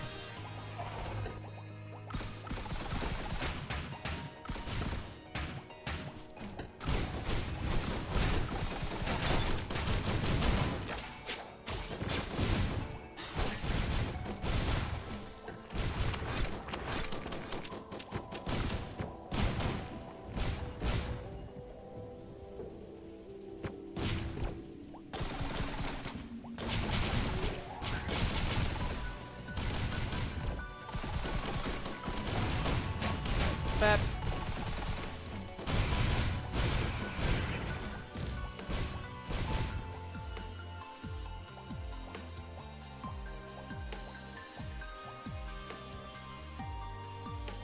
Ah, perfect.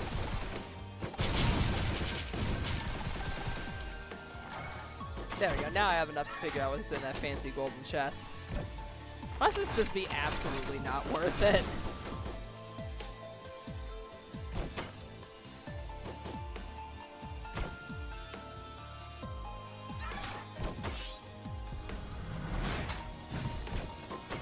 Thallium. Chance of slowing damage enemies over time. I'd say that was worth it.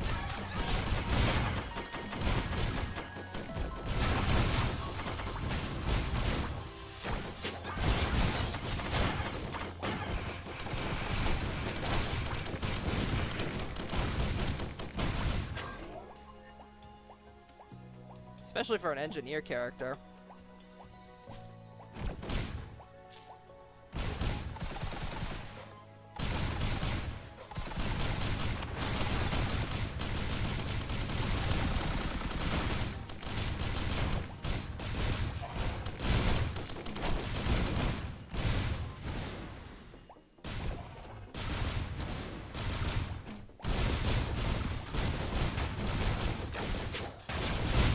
Oh, and that also applies to my turrets too, which is great.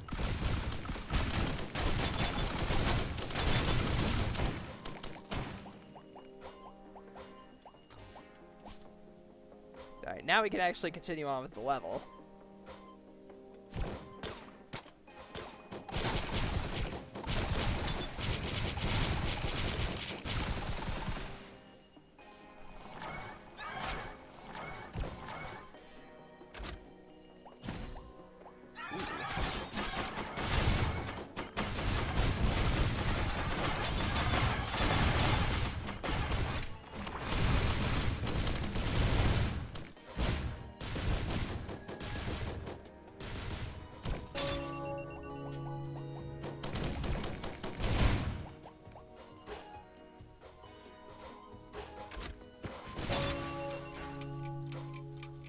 nothing.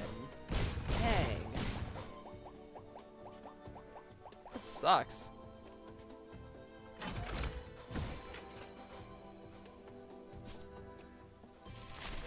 Another drone.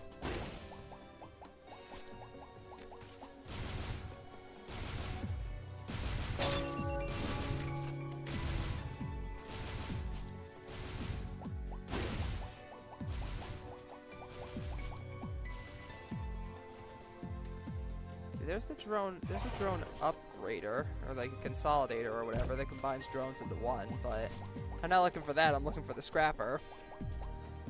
All right, let's see.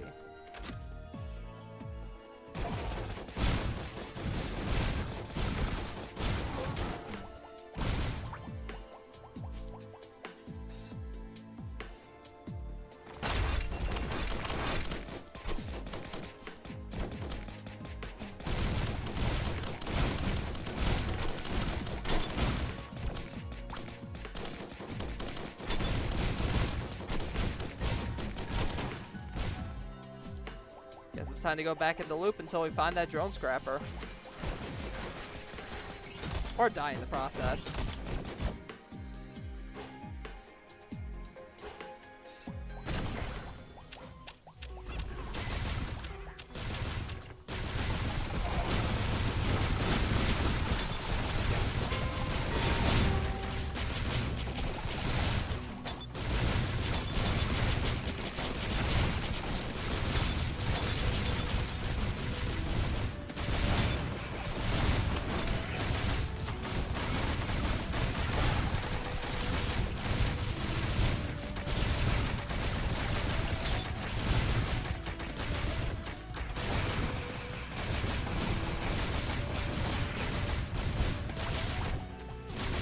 Yeah, of course it's an overload totem. Why wouldn't it be?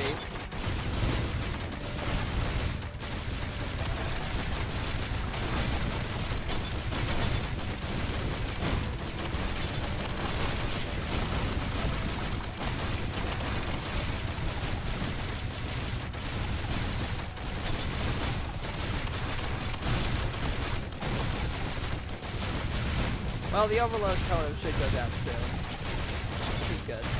I just gotta make sure to keep my distance.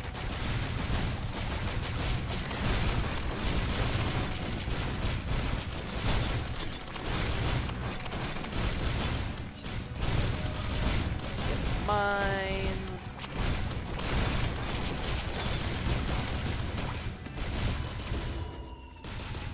Now we revisit the previous areas and try to look for that drone scrapper.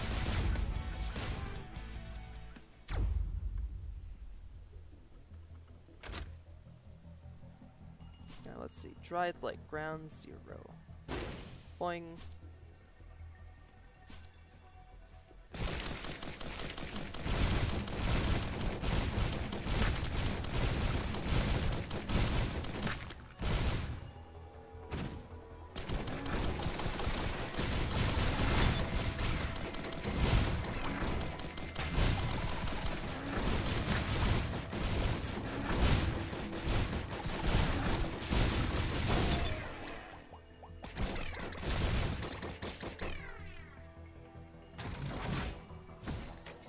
Ooh, another frost relic.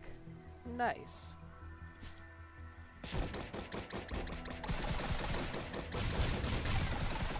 Oh, well, there's a teleporter. However, I am not going in there. Oh, there's the last drone we need.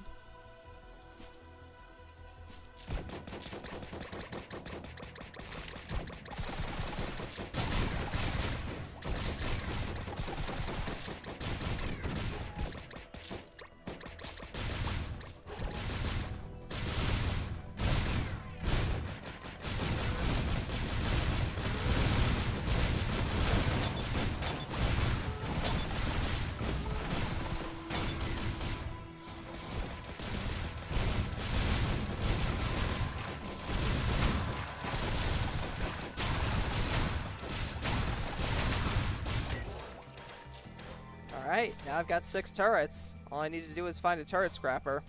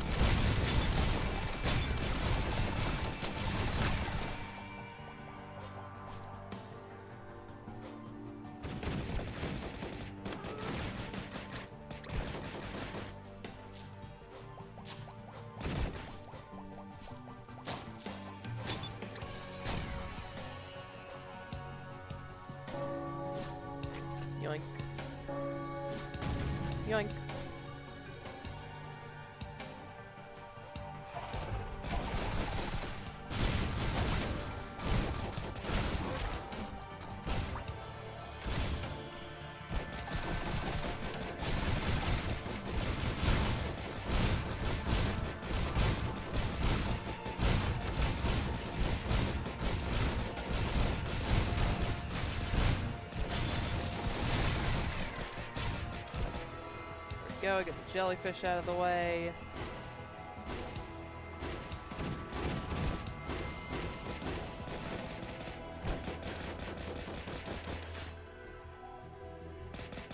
Come on, game. Show me the drone scrapper.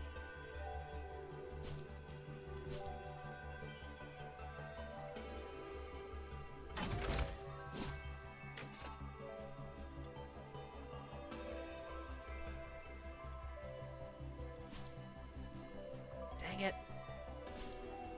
Yeah, it doesn't look like there's any drone scrapper here. Shame.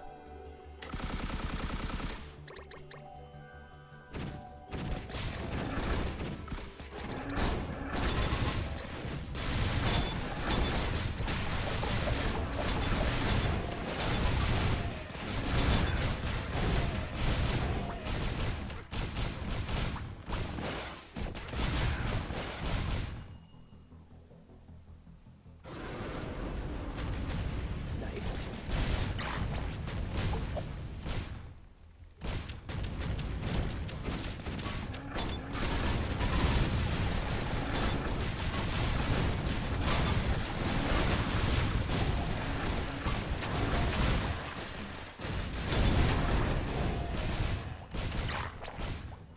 Nice. And we didn't lose any drones. Oh, now we definitely won't lose any drones.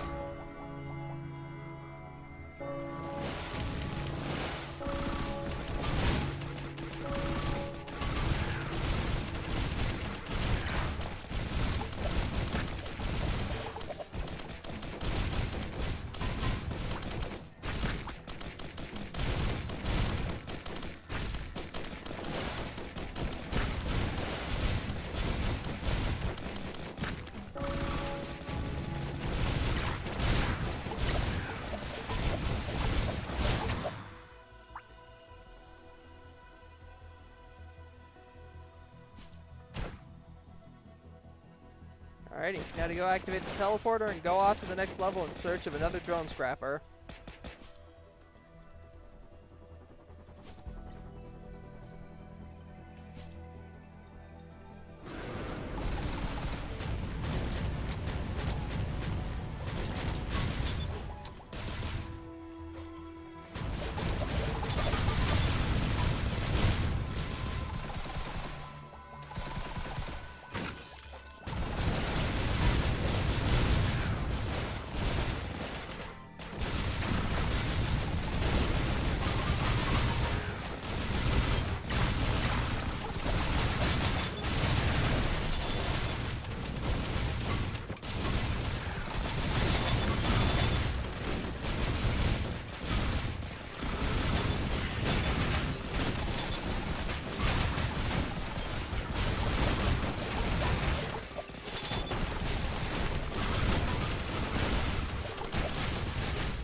And victory. This is chaos. Alrighty, this has gone to shit.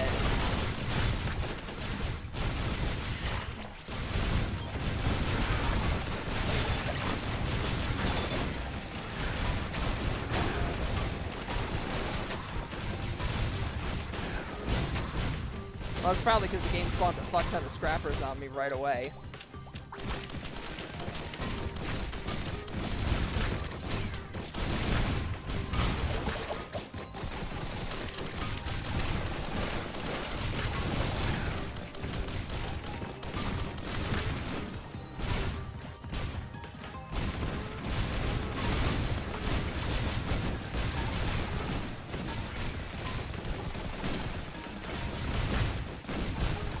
Just keep shooting missiles. Keep with the missiles.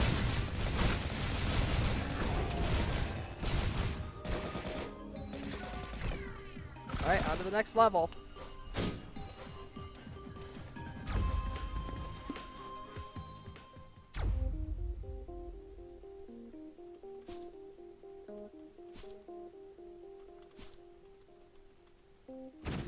Come on, drone scrapper.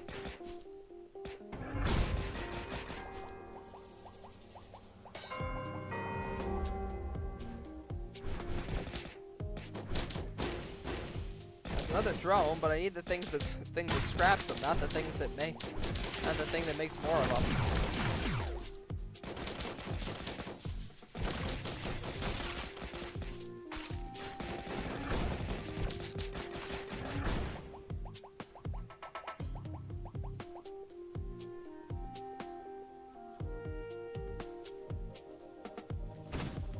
Yes, drone scrapper. I'm sorry, little ones.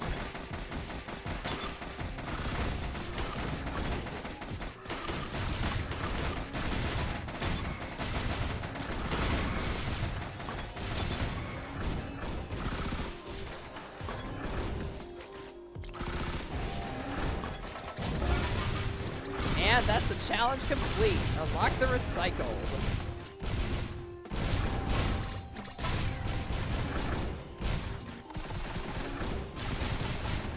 I did it!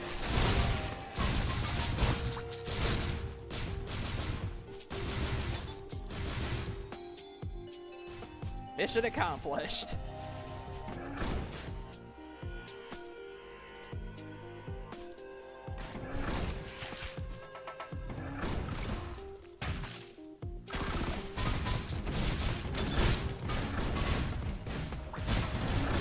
And thanks to this, I can immediately replenish my drones.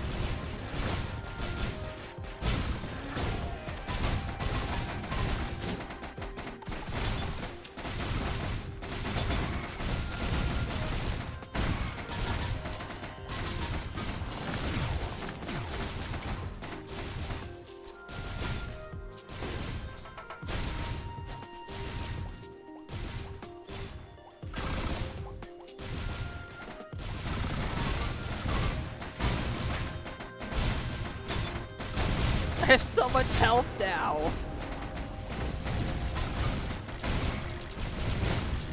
Snake again.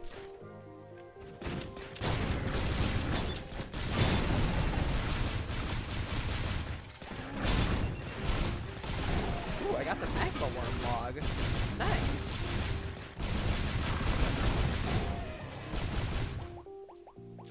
Very nice.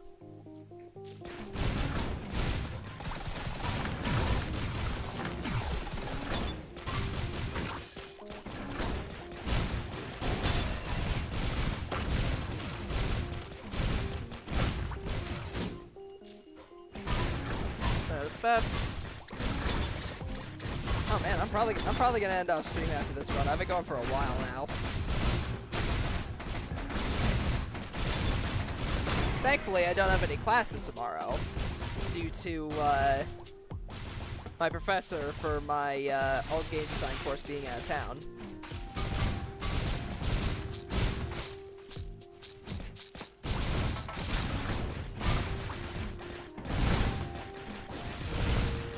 So don't you worry, stream will continue as usual.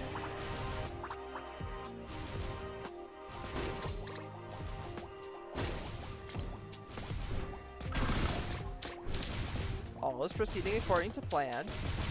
Fret you not, chat. Fret you not.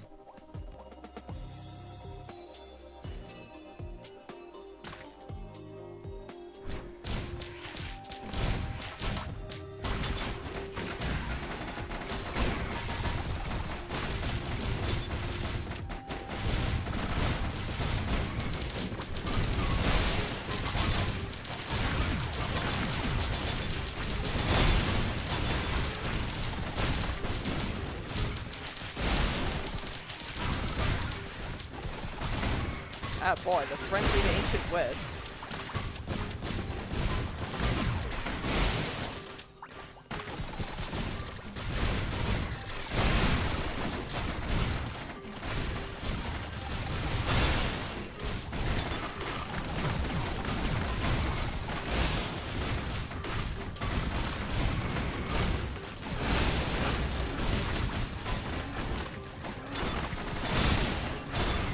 Ah, I'm dead.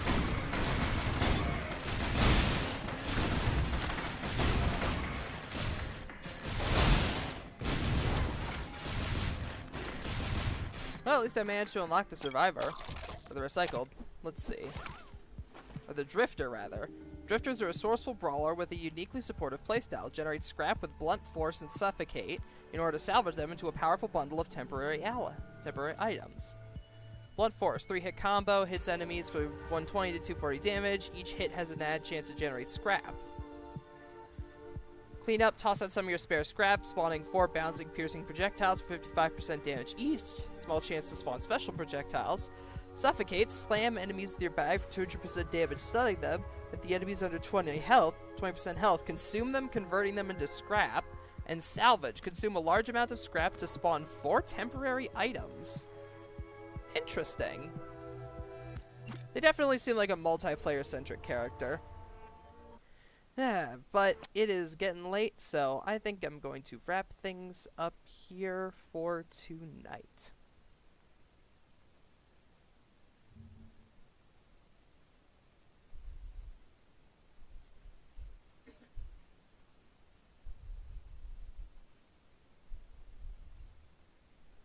So, let's go ahead and find someone to raid, shall we?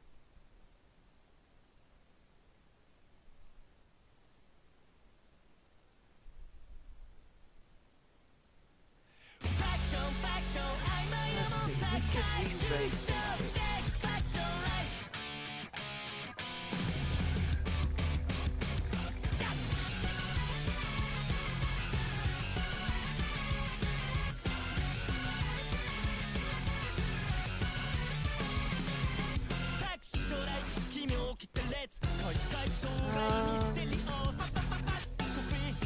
Yeah, that's another question. Who's even up this hour?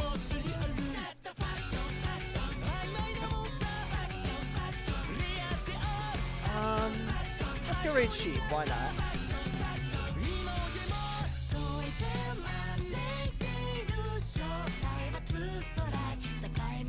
For those of you who don't know who Sheep is, he's a variety streamer here on Twitch. Plays mostly competitive PvP games. Looks like tonight he's playing some Overwatch 2. As for the raid message, let's do...